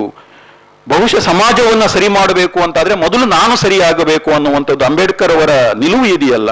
ಅಂಬೇಡ್ಕರ್ ಅವರು ಓದುತ್ತಲೇ ಅವರು ಸಮಾಜದಲ್ಲಿ ಇರುವಂತ ಲೋಪದೋಷಗಳನ್ನ, ಅವರು ಅನುಭವಿಸುವಂತ ಅವಮಾನಗಳನ್ನೆಲ್ಲ ಇಟ್ಟುಕೊಂಡು ಶಾಂತವಾದ ಚಿತ್ತದಿಂದ ಅವರು ಏರಿದಂತ ಒಂದು ರೀತಿ ಇದೆಯಲ್ಲ, ಅದನ್ನ ನಾವು ಮಾದರಿಯಾಗಿ ಇಟ್ಕೊಳ್ಬೇಕು ಅನ್ನುವಂಥದ್ದು ಇದೆಯಲ್ಲ, ಇದು ಬಹಳ ಮುಖ್ಯವಾದದ್ದು ಅಂತೇಳಿ ನಾನು ಅಂದ್ಕೊಂಡಿದ್ದೇನೆ. ಬಹುಶಃ ಇವತ್ತಿನ ವ್ಯವಸ್ಥೆ ನಾವು ನಮ್ಮ ಹಿರಿಯರು ಅಂದುಕೊಂಡ ಹಾಗೆ ಬದಲಾವಣೆ ಆಗಿಲ್ಲ. ನಂತರ ಮಾತನಾಡಿದಂತ ಡಾಕ್ಟರ್ ಅಪ್ಪಗೇರಿ ಸೋಮಶೇಖರ್ ಅವರು ಅಂಬೇಡ್ಕರ್ ಅವರು ಯಾಕೆ ಕೊನೆಯ ಕಾಲದಲ್ಲಿ ಬೌದ್ಧ ಧರ್ಮವನ್ನ ಸ್ವೀಕರಿಸಬೇಕಾಯಿತು? ಬಹುಶಃ ಎಷ್ಟೋ ಜನರು ಏನು ಅಂದ್ಕೊಳ್ತಾರೆ ಅಂತ ಹೇಳಿದ್ರೆ ಅವರು ಮತಾಂತರ ಮಾಡಬಾರ್ದಿತ್ತು, ಅವರು ಹಿಂದೂ ಧರ್ಮದ ಒಳಗಡೆನೆ ಇರಬೇಕಿತ್ತು ಅನ್ನುವಂಥದ್ದನ್ನ ಇವತ್ತು ಕೂಡ ಅನೇಕ ಜನ ಹೇಳ್ತಾರೆ. ಆದ್ರೆ ಅಂಬೇಡ್ಕರ್ ಅವರಿಗೆ ಅವರು ನಿರಂತರವಾಗಿ ಅವರಿಗೆ 1935ರಲ್ಲೇ ಅವರು ಮತಾಂತರವನ್ನ ಹೊಂದಬೇಕು ಅನ್ನುವಂತ ಒಂದು ಆಲೋಚನೆ ಅವರ ಮನಸ್ಸಿನಲ್ಲಿ ಬಂದಂತ ಸಂದರ್ಭದಲ್ಲಿ ಅದು ನೇರವಾಗಿ ಸಮಾಜಕ್ಕೆ ಅದನ್ನ ಹೇಳ್ತಾರೆ. ಅಂತ ಸಂದರ್ಭದಲ್ಲಿ ಅವರಿಗೆ ಬಹಳ ನೋವಾದದ್ದು ಯಾಕೆ ಅವರು ಆ ರೀತಿಯ ನಿಲುವಿಗೆ ಬರಲಿಕ್ಕೆ ಸಾಧ್ಯ ಆಯಿತು, ಕಾರಣ ಆಯಿತು ಅನ್ನೋದನ್ನ ನಾವು ಅರ್ಥ ಮಾಡ್ಕೊಳ್ಬೇಕು. ನಮ್ಮ ವ್ಯವಸ್ಥೆ ಹೇಗಿದೆ, ಸಾವಿರಾರು ವರ್ಷಗಳಿಂದ ಮುಂದುವರೆದುಕೊಂಡು ಬಂದಿರುವಂತ ಈ ವರ್ಣಾಶ್ರಮ ವ್ಯವಸ್ಥೆ ಏನು ಒಂದು ಸಂಕೀರ್ಣವಾದಂತಹ ಜಾತಿಯ ವ್ಯವಸ್ಥೆಯನ್ನ ಹುಟ್ಟು ಹಾಕಿದೆ. ಆ ಜಾತಿಯಲ್ಲಿ ಹುಟ್ಟಿದ ಕಾರಣಕ್ಕೋಸ್ಕರವಾಗಿ ಕೆಲವರಿಗೆ ಸಂಭ್ರಮ ಇರ್ತದೆ, ಕೆಲವರಿಗೆ ಅನೇಕ ದುಃಖ ದುಮ್ಮಾನಗಳು, ನೋವುಗಳು, ಸಂಕಟಗಳನ್ನೇ ಅನುಭವಿಸಬೇಕಾದಂತ ಸಂದರ್ಭಗಳು ಎದುರಾಗ್ತಾ ಹೋಗ್ತಾ. ಇದನ್ನ ಎಷ್ಟು ವರ್ಷ ಅಂತ ಹೇಳಿ ಸಹಿಸ್ಕೊಳ್ತಾ ಬರೋದು, ಎಷ್ಟು ವರ್ಷ ಅಂತ ಸಹಿಸ್ಕೊಂಡು ಬರೋದು. ಬಹುಶಃ ನಮ್ಮ ದೇಶದಲ್ಲಿ ಬುದ್ಧನಿಂದ ಈ ಜಾತಿ ವ್ಯವಸ್ಥೆಯನ್ನ ನಿರ್ಮೂಲನ ಮಾಡಬೇಕು ಅನ್ನುವಂತ ಅನೇಕ ರೀತಿಯ ಹೋರಾಟಗಳು ಆರಂಭ ಆಗ್ತವೆ, ಪ್ರಯತ್ನಗಳು ಆರಂಭ ಆಗ್ತವೆ. ಬಹುಶಃ ನಮ್ಮ ದೇಶದ ಒಳಗಡೆ ನೀವು ತೆಗೆದುಕೊಳ್ತಾ ಹೋದ್ರೆ ಅನೇಕ ರೀತಿಯ ಸಂತರು, ಚಿಂತಕರು, ಸಮಾಜ ಸುಧಾರಕರು ನಾನಾ ಬಗೆಯ ಚಳುವಳಿಗಳನ್ನ ಮಾಡಿಕೊಂಡು ಬಂದು ಒಂದು ಮನುಷ್ಯ ಸಮಾಜವನ್ನ ಕಟ್ಟಬೇಕು, ಮನುಷ್ಯತ್ವವನ್ನೇ ತಳಹದಿಯನ್ನಾಗಿ ಇಟ್ಟುಕೊಂಡಿರುವಂತ ಒಂದು ಮಾನವೀಯ ಸಮಾಜವನ್ನ ರೂಪಿಸಬೇಕು ಅನ್ನುವಂಥ ರೀತಿಯ ಚಳುವಳಿಗಳು ನಮ್ಮಲ್ಲಿ ನಡ್ಕೊಂಡೇ ಬಂದಿದೆ ನಿರಂತರವಾಗಿ. ಇಷ್ಟೆಲ್ಲ ಚಳುವಳಿಗಳು ನಡೆದರೂ ಕೂಡ ಮತ್ತೆ ಈ ವರ್ಣಾಶ್ರಮ ವ್ಯವಸ್ಥೆ ಏನಿದೆ, ಪುರೋಹಿತಶಾಹಿ ವ್ಯವಸ್ಥೆ ಏನಿದೆ, ಈ ಜಾತಿ ವ್ಯವಸ್ಥೆ ಏನಿದೆ, ಅದು ಸಡಿಲಗೊಳ್ಳುವ ಬದಲಿಗೆ ಅದು ಮತ್ತಷ್ಟು ಗಟ್ಟಿಯಾಗ್ತಾ ಹೋದಂಥದ್ದುಂಟಲ್ಲ, ಇದು ಒಂದು ರೀತಿಯ ವಿಪರ್ಯಾಸವಾಗಿ ಕಾಣ್ತಾ ಹೋಗುತ್ತೆ. ಬಹುಶಃ ಇದನ್ನ ಬದಲಾಯಿಸುವಂತ ಒಂದು ದಿಟ್ಟ ನಿಲುವನ್ನ ತೆಗೆದುಕೊಂಡಂತವರು ಡಾಕ್ಟರ್ ಬಿ ಆರ್ ಅಂಬೇಡ್ಕರ್ ಅವರು. ಬಹುಶಃ ಗಾಂಧೀಜಿಗೂ ಮತ್ತು ಬಿ ಆರ್ ಅಂಬೇಡ್ಕರ್ ಅವರಿಗೂ ಅನೇಕ ರೀತಿಯ ಪ್ರಶ್ನೆಗಳು, ಚರ್ಚೆಗಳು ನಡೀತಾ ಇದ್ದಂಥದ್ದು ಈ ಹಂತದಲ್ಲಿಯೇ. ಗಾಂಧೀಜಿ ಹಿಂದೂ ಧರ್ಮದಲ್ಲಿರುವಂತ ಈ ಜಾತಿ ವ್ಯವಸ್ಥೆ ಏನಿದೆ, ಜಾತಿ ವ್ಯವಸ್ಥೆಯನ್ನ ನಾವು ಸ್ವಲ್ಪ ಸುಧಾರಣೆ ಮಾಡಬೇಕು ಅಂತ ಹೇಳಿ ಹೊರಟ್ರೆ, ಅಂಬೇಡ್ಕರ್ ಅವರ ಮುಂದೆ ಇದ್ದಂತ ದೊಡ್ಡ ಮುಖ್ಯವಾದಂತ ಪ್ರಶ್ನೆ ಯಾವುದು ಅಂತ ಹೇಳಿದ್ರೆ, ಈ ರೀತಿಯ ಈ ವರ್ಣಾಶ್ರಮ ವ್ಯವಸ್ಥೆಯನ್ನ ಸುಧಾರಣೆ ಮಾಡೋದ್ರಿಂದ ಏನು ಅಂತ ದೊಡ್ಡ ಬದಲಾವಣೆ ಆಗೋದಿಲ್ಲ. ಅದಕ್ಕೆ ಸಂಪೂರ್ಣವಾಗಿ ನಾವು ಒಂದು ಪರ್ಯಾಯವಾದಂತ ರೀತಿಯಲ್ಲಿ ಆಲೋಚನೆ ಮಾಡಬೇಕಾಗತ್ತೆ, ಪರ್ಯಾಯವಾದಂತ ರೀತಿಯ ಒಂದು ವ್ಯವಸ್ಥೆಯನ್ನು ನಾವು ರೂಪಿಸಬೇಕಾಗತ್ತೆ ಅನ್ನುವ ರೀತಿಯಲ್ಲಿ ಅಂಬೇಡ್ಕರ್ ಅವರು ಚಿಂತನೆ ಮಾಡ್ತಾ ಹೋಗ್ತಾರೆ. ಹಾಗಾಗಿ ಅವ್ರು ಏನ್ ಹೇಳ್ತಾರೆ ಅಂತ ಹೇಳಿದ್ರೆ, ಬಹಳ ಮುಖ್ಯವಾಗಿ ಜಾತಿ ವಿನಾಶ ಆಗಬೇಕು ಅನ್ನುವಂಥದ್ದನ್ನ ಹೇಳ್ತಾರೆ. ಅನಿಲಿಯೇಷನ್ ಆಫ್ ಕ್ಯಾಸ್ಟ್ ಅನ್ನುವಂಥದ್ದು ಏನಿದೆ ಅದನ್ನು ಮತ್ತೆ ನಾವು ಏನು ಮಾತಾಡ್ತಾ ಇದ್ದೀವಿ, ಜಾತಿ ವಿನಾಶ ಆಗದೆ ಇಲ್ಲಿ ಸಮಾನತೆ ಬರಲಿಕ್ಕೆ ಸಾಧ್ಯ ಇಲ್ಲ. ಬಹುಶಃ ಸಮಾನತೆ, ಸ್ವಾತಂತ್ರ್ಯ, ಸಮಾನತೆ ಮತ್ತು ಭ್ರಾತೃತ್ವ ಇದೆಯಲ್ಲ, ಈ ಮೂರನ್ನ ಪ್ರಧಾನವಾಗಿ ಅಂಬೇಡ್ಕರ್ ಅವರು ಮತ್ತೆ ಪ್ರತಿಪಾದನೆ ಮಾಡಿಕೊಂಡು ಬರ್ತಾರೆ. ಮನುಷ್ಯನಿಗೆ ಮೂಲಭೂತವಾಗಿ ಬೇಕಾಗಿರೋದು ಏನು ಅಂತ ಹೇಳಿದ್ರೆ ಸ್ವಾತಂತ್ರ್ಯ ಬೇಕು. ಸ್ವಾತಂತ್ರ್ಯ ಇಲ್ಲದೆ ಹೋದ್ರೆ, ಅಭಿವ್ಯಕ್ತಿ ಸ್ವಾತಂತ್ರ್ಯ ಇಲ್ಲ ಅಂತ ಹೇಳಿದ್ರೆ, ತನಗೆ ಅನಿಸಿದ್ದನ್ನ ಇನ್ನೊಬ್ಬರ ಜೊತೆಯಲ್ಲಿ ಹೇಳ್ಕೊಳ್ಳಿಕ್ಕೆ ಆಗೋದಿಲ್ಲ, ಪ್ರಶ್ನೆ ಕೇಳಲಿಕ್ಕೆ ಆಗೋದಿಲ್ಲ ಅಂತ ಹೇಳಿದ್ರೆ ಅವನು ಮನುಷ್ಯನಾಗ್ಲಿಕ್ಕೆ ಸಾಧ್ಯ ಇಲ್ಲ. ಮತ್ತೆ ಇಲ್ಲಿ ಅರ್ಥಪೂರ್ಣವಾಗಿ ಬದುಕಬೇಕಂತ ಹೇಳಿದ್ರೆ ಒಂದು ಸಮಾನತೆಯ ವ್ಯವಸ್ಥೆ ಇರಬೇಕಾಗತ್ತೆ. ಇಲ್ಲಿ ಹುಟ್ಟಿರುವಂತ ಪ್ರತಿಯೊಬ್ಬರಿಗೂ ಕೂಡ ಒಂದು ಸಮಾನವಾದ ಅವಕಾಶಗಳು ಸಿಗುವಂತ, ಎಲ್ಲರನ್ನ ಮನುಷ್ಯರಾಗಿ ನೋಡತಕ್ಕಂತ ಒಂದು ವ್ಯವಸ್ಥೆ ರೂಪಿತವಾಗಬೇಕಾಗತ್ತೆ. ಹಾಗಾಗಿ ಸಮಾನತೆಗೆ ಅವರು ಹೆಚ್ಚು ಒತ್ತನ್ನು ಕೊಡೋದನ್ನ ಕಾಣುತ್ತೇವೆ. ಮತ್ತೆ ಈ ಸಮಾಜದಲ್ಲಿ ಬದುಕುವಂತ ಸಂದರ್ಭದಲ್ಲಿ ಎಲ್ಲ ಮನುಷ್ಯರ ನಡುವೆ ಒಂದು ಭ್ರಾತೃತ್ವದ ಸಂಬಂಧ ಇರಬೇಕು, ಸಹೋದರ ಸಹೋದರಿಯ ಸಂಬಂಧ ಇದ್ದಾಗ ಮಾತ್ರ ನಾವು ಆರೋಗ್ಯಪೂರ್ಣವಾಗಿ ಚಿಂತನೆ ಮಾಡ್ಲಿಕ್ಕಾಗತ್ತೆ, ಆರೋಗ್ಯಪೂರ್ಣವಾಗಿ ಬದುಕಲಿಕ್ಕೆ ಸಾಧ್ಯ ಆಗತ್ತೆ. ಹಾಗಾಗಿ ಇಡೀ ಸಂವಿಧಾನವನ್ನು ನೀವು ಗಮನಿಸ್ತಾ ಹೋದ್ರೆ ಈ ಮೂರು ಅಂಶಗಳಿಗೆ ಅವರು ಹೆಚ್ಚು ಒತ್ತು ಕೊಟ್ಟಿರೋದನ್ನು ನಾವು ಕಾಣುತ್ತೇವೆ. ಸ್ವಾತಂತ್ರ್ಯ, ಸಮಾನತೆ ಮತ್ತು ಭ್ರಾತೃತ್ವಕ್ಕೆ ಅವರು ಹೆಚ್ಚು ಒತ್ತನ್ನ ಕೊಟ್ಟದ್ದನ್ನ ನಾವು ಕಾಣ್ತೀವಿ ಅನ್ನೋದನ್ನ ಗಮನಿಸಬೇಕು. ಮತ್ತೆ ಅದರ ಜೊತೆಗೆ ಬಹಳ ಮುಖ್ಯವಾಗಿ ತಲತಲಾಂತರದಿಂದ ಶೋಷಣೆಗೆ ಒಳಗಾಗ್ತಾ ಬರ್ತಾ ಇದ್ದಂತ ಜನಸಮುದಾಯಗಳು, ಬಹುಶಃ ಶಿಕ್ಷಣ ಅನ್ನುವಂಥದ್ದು ಒಬ್ಬ ಮನುಷ್ಯನಿಗೆ ಬಹಳ ಮೂಲಭೂತವಾಗಿ ಬೇಕಾಗುವಂಥದ್ದು. ಆದರೆ ಸಾವಿರಾರು ವರ್ಷಗಳಿಂದ ಶಿಕ್ಷಣವನ್ನ ವಂಚನೆ ಮಾಡ್ತಾ, ಶಿಕ್ಷಣವನ್ನ ಸಿಗದ ಹಾಗೆ ನೋಡಿಕೊಂಡು ಬರ್ತಾ ಇದ್ದಂತ ಒಂದು ವ್ಯವಸ್ಥೆ ಇದೆಯಲ್ಲ, ಆ ವ್ಯವಸ್ಥೆ ಬಗ್ಗೆ ಅವರಿಗೆ ಒಂದು ರೀತಿಯ ದೊಡ್ಡ ರೋಷ ಇತ್ತು. ಅದರ ಬಗ್ಗೆ ಒಂದು ರೀತಿಯ ಏನಿತ್ತು ಅಂತ ಹೇಳಿದ್ರೆ ಅವರಿಗೆ ಬೇಸರ ಇತ್ತು. ಹಾಗಾಗಿ ಏನು ಮಾಡ್ತಾರೆ ಅಂತ ಹೇಳಿದ್ರೆ, ಅವರು ಶಿಕ್ಷಣವನ್ನ ಹೆಚ್ಚಾಗಿ ಪಡ್ಕೊಳ್ಬೇಕು ಅನ್ನುವ ನೆಲೆಯಲ್ಲಿ, ಮತ್ತೆ ಎಲ್ಲರಿಗೂ ಆ ಶಿಕ್ಷಣ ಸಿಗುವ ಹಾಗೆ ಆಗಬೇಕು ಅನ್ನೋ ನೆಲೆಯಲ್ಲಿ ಅವರು ಮಾತನಾಡ್ತಾ ಹೋಗ್ತಾರೆ. ಅದಕ್ಕೆ ಸಂಬಂಧಪಟ್ಟ ಹಾಗೆ ಅವರು ಯೋಜನೆಗಳನ್ನ ಹಾಕ್ತಾ ಹೋಗ್ತಾರೆ ಅನ್ನೋದನ್ನ ನಾವು ವಿಶೇಷವಾಗಿ ಗಮನಿಸಬೇಕಾಗತ್ತೆ. ನಿನ್ನೆ ತಾನೇ ಅಥವಾ ಇವತ್ತು ಮಾತನಾಡಿದಂತ ಅನೇಕ ಜನರು ಹೇಳುವ ಹಾಗೆ, ಅಂಬೇಡ್ಕರ್ ಅವರಿಗೆ ಓದಿನ ಹುಚ್ಚು ಎಷ್ಟಿತ್ತು ಅಂದ್ರೆ ಅದು ಹುಚ್ಚು ಅಲ್ಲ, ಅದು ಆ ಓದು ಅನ್ನುವಂಥದ್ದು ಅವರಿಗೆ ಬಹಳ ಅಗತ್ಯವಾಗಿ ಬೇಕಾಗಿದ್ದಂಥ ಒಂದು ಕ್ರಿಯೆ ಅದು. ಯಾಕೆ ಅಂತೇಳಿ ಅವ್ರಿಗೆ ಚೆನ್ನಾಗಿ ಗೊತ್ತಿತ್ತು, ನಾನು ಏನಾದರೂ ಇಲ್ಲಿ ಬದಲಾವಣೆ ಮಾಡಬೇಕು ಅಂತ ಹೇಳಿದ್ರೆ ಆ ಬದಲಾವಣೆಗೆ ಬಹಳ ಮುಖ್ಯವಾದ ಅಸ್ತ್ರ ಯಾವುದಾಗುತ್ತೆ ಅಂತ ಹೇಳಿದ್ರೆ ಶಿಕ್ಷಣ ಆಗತ್ತೆ. ಹಾಗಾಗಿ ಶಿಕ್ಷಣದ ಮೂಲಕ ಇಡೀ ಜಗತ್ತಿನ ಈ ಸಮಾಜದ ಎಲ್ಲ ಮಗ್ಗುಲಿನ ಜ್ಞಾನವನ್ನು ನಾನು ಪಡೆದುಕೊಂಡಾಗ ಮಾತ್ರ ನನಗೆ ಒಂದು ನೈತಿಕತೆ ಪ್ರಾಪ್ತವಾಗುತ್ತೆ, ಒಂದು ಆತ್ಮಸ್ಥೈರ್ಯ ಬರುತ್ತೆ, ನಾನು ಇನ್ನೊಬ್ಬರನ್ನ ಅರಿವು ಮೂಡಿಸೋದಕ್ಕೆ ಸಾಧ್ಯ ಆಗತ್ತೆ ಅನ್ನುವ ನೆಲೆಯಲ್ಲಿ ಅವರು ಶಿಕ್ಷಣವನ್ನ ಪರಿಭಾವಿಸಿದ್ದರಿಂದ ಅವರು ನೋಡಿ, ಅವರ ಶಿಕ್ಷಣವನ್ನ ಅರ್ಧದಲ್ಲೇ ಮೊಟಕುಗೊಳಿಸುವಂತ ಅನೇಕ ರೀತಿಯ ಒತ್ತಡಗಳು ಎಲ್ಲವೂ ಎದುರಾಗ್ತವೆ ಅವು. ಆದ್ರೆ ಎಲ್ಲೂ ಕೂಡ ಅವರಿಗೆ ಅವರು ತಾಳ್ಮೆ ಕಳ್ಕೊಳ್ಳೋದಿಲ್ಲ, ಮತ್ತೆ ಅವರು ನಿರಾಶರಾಗೋದಿಲ್ಲ. ಅವೆಲ್ಲವನ್ನ ಸವಾಲುಗಳ ಹಾಗೆ ಸ್ವೀಕರಿಸ್ತಾ ಅದನ್ನ ಆ ಸಂಕಟಗಳನ್ನ ಮೀರ್ತಾ ಅವರು ಬೆಳೆದಂತ ರೀತಿ ಉಂಟಲ್ಲ, ಒಂದು ವೇಳೆ ಅವರು ವಿದೇಶಕ್ಕೆ ಹೋಗುವಂತ ಅವಕಾಶ ಸುಮ್ಮನೆ ಸಿಗೋದಿಲ್ಲ. ಪ್ರತಿಭಾವಂತರಾದಂಥವರಿಗೆ ಮಾತ್ರ, ಓದಿನಲ್ಲಿ ಹೆಚ್ಚು ಆಸಕ್ತಿ ಇದ್ದಂಥವರಿಗೆ, ಬಹಳ ಮುಂದೆ ಇದ್ದಂಥವರಿಗೆ ಮಾತ್ರ ಆ ರೀತಿಯ ಅವಕಾಶಗಳು ಸಿಕ್ಕುವುದು. ಆ ಸಿಕ್ಕಿದಂತ ಅವಕಾಶವನ್ನ ಅವರು ಬಳಸಿಕೊಂಡಂತ ರೀತಿ ಇದೆಯಲ್ಲ, ನೀವು ಗಮನಿಸಬೇಕು. ಎಷ್ಟೊಂದು ಪದವಿಗಳನ್ನು ಅವರು ಪಡ್ಕೊಳ್ತಾರೆ, ಎಷ್ಟೊಂದು ಜ್ಞಾನವನ್ನ ಸಂಪಾದನೆ ಮಾಡಿಕೊಳ್ತಾರೆ. ಬಹುಶಃ ಅರ್ಥಶಾಸ್ತ್ರದಲ್ಲಿ ಮೊತ್ತ ಮೊದಲ ಬಾರಿಗೆ ಡಾಕ್ಟರೇಟ್ ಪದವಿಯನ್ನ ಪಡೆದುಕೊಂಡಂತವರು ಡಾಕ್ಟರ್ BR ಅಂಬೇಡ್ಕರ್ ಅವರು. ಗಮನಿಸಿ ನೋಡಿ, ಅವರು ಅಧ್ಯಯನ ಮಾಡದೇ ಇರುವಂತ ಕ್ಷೇತ್ರವೇ ಇಲ್ಲ.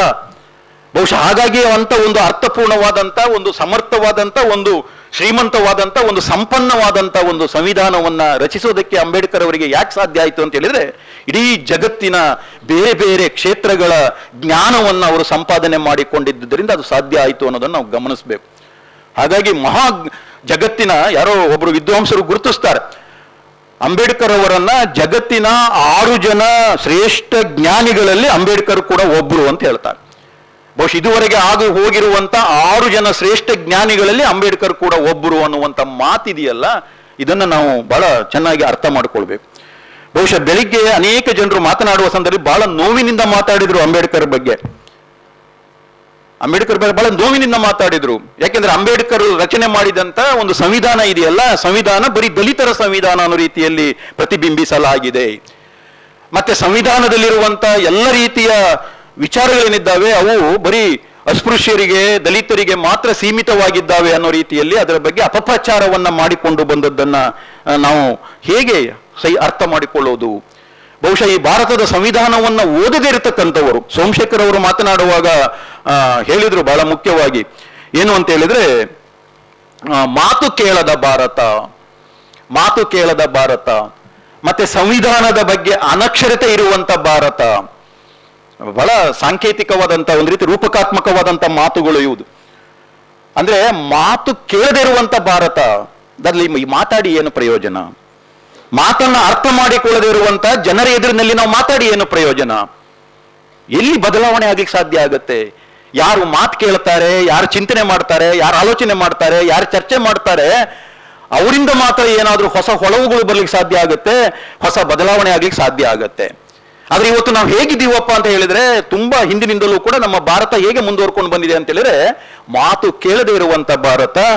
ಮತ್ತೆ ಸಂವಿಧಾನ ರಚನೆಯಾದ ನಂತರ ಏನಾಗಿದೆ ಅಂತ ಹೇಳಿದ್ರೆ, ಸಂವಿಧಾನದ ಬಗ್ಗೆ ನಮಗೆ ಜ್ಞಾನವೇ ಇಲ್ಲ, ತಿಳುವಳಿಕೆಯೇ ಇಲ್ಲ, ಅನಕ್ಷರತ ಭಾರತ, ಸಂವಿಧಾನ ಅನಕ್ಷರತ ಭಾರತ ಅನ್ನೋ ರೀತಿಯಲ್ಲಿ ಆಡಿದಂತ ಮಾತುಗಳಿದಾವಲ್ಲ, ಇವು ನಿಜವಾಗಿ ಸತ್ಯ ಅಂತ ಅನಿಸ್ತದೆ. ಯಾಕೆ ಅಂತ ಹೇಳಿದ್ರೆ, ನಾವು ಇವತ್ತು ಕೂಡ ಸಂವಿಧಾನ ರಚನೆಯಾಗಿ 76 ವರ್ಷಗಳಾದರೂ ಕೂಡ ಸಂವಿಧಾನದಲ್ಲಿ ಏನಿದೆ ಅನ್ನೋದನ್ನ ನಾವು ಇನ್ನೂ ಅರ್ಥ ಮಾಡಿಕೊಳ್ಳಿಕ್ಕೆ ಹೊರಟಿಲ್ಲ. ಅನೇಕ ಜನ ವಿದ್ಯಾವಂತರಿಗೂ ಕೂಡ ಸಂವಿಧಾನದಲ್ಲಿ ಪ್ರತಿಪಾದನೆಯಾಗಿರುವಂತ ವಿಚಾರಗಳು ಏನು, ಅವುಗಳ ಮೌಲ್ಯ ಏನು ಅನ್ನೋದನ್ನ ಅರ್ಥ ಮಾಡಿಕೊಳ್ಳೋದಕ್ಕೆ ಹೊರಡದೇ ಇರುವಂತ ಸಂದರ್ಭ ಇದೆಯಲ್ಲ, ಇದು ಬಹುಶಃ ನಾವು ಅಂಬೇಡ್ಕರ್ ಅವರಿಗೆ ಮಾಡ್ತಾ ಇರುವಂತ ದೊಡ್ಡ ಅವಮಾನ ಅಂತೇಳಿ ನಾವು ಅಂದ್ಕೊಳ್ಬೇಕಾಗತ್ತೆ ಅನ್ನುವಂಥದ್ದು. ಬಹುಶಃ ಈ ಹಿನ್ನೆಲೆಯಲ್ಲಿ ಬಹಳ ಮುಖ್ಯವಾಗಿ ನಾವು ಆಲೋಚನೆ ಮಾಡಬೇಕಾಗಿರುವಂಥದ್ದು, ಅಂಬೇಡ್ಕರ್ ಅವರು ಕೇವಲ ಅಸ್ಪೃಶ್ಯತೆಗೋಸ್ಕರವಾಗಿ ಕೆಲಸ ಮಾಡಿದಂಥವರು ಅಲ್ಲ. ಅಂಬೇಡ್ಕರ್, ನಾನು ಕೊನೆಗೊಂದು ಮಾತು ಹೇಳಿದೆ, ನಾನು ಮಹಾಮಾನವತವಾದಿ ಅಂಬೇಡ್ಕರ್ ಅನ್ನುವಂಥ ಮಾತನ್ನ ಹೇಳಿದೆ. ಸಾಮಾನ್ಯವಾಗಿ ಮಾನವತಾವಾದಿ ಯಾರಾಗಿರ್ತಾರೆ, ಅವರಿಗೆ ಇಡೀ ಮನುಕುಲ ಏನಿದೆ, ಮನುಷ್ಯರೇನಿದ್ದಾರೆ, ಆ ಮನುಷ್ಯರೆಲ್ಲರೂ ಮುಖ್ಯರಾಗ್ತಾರೆ.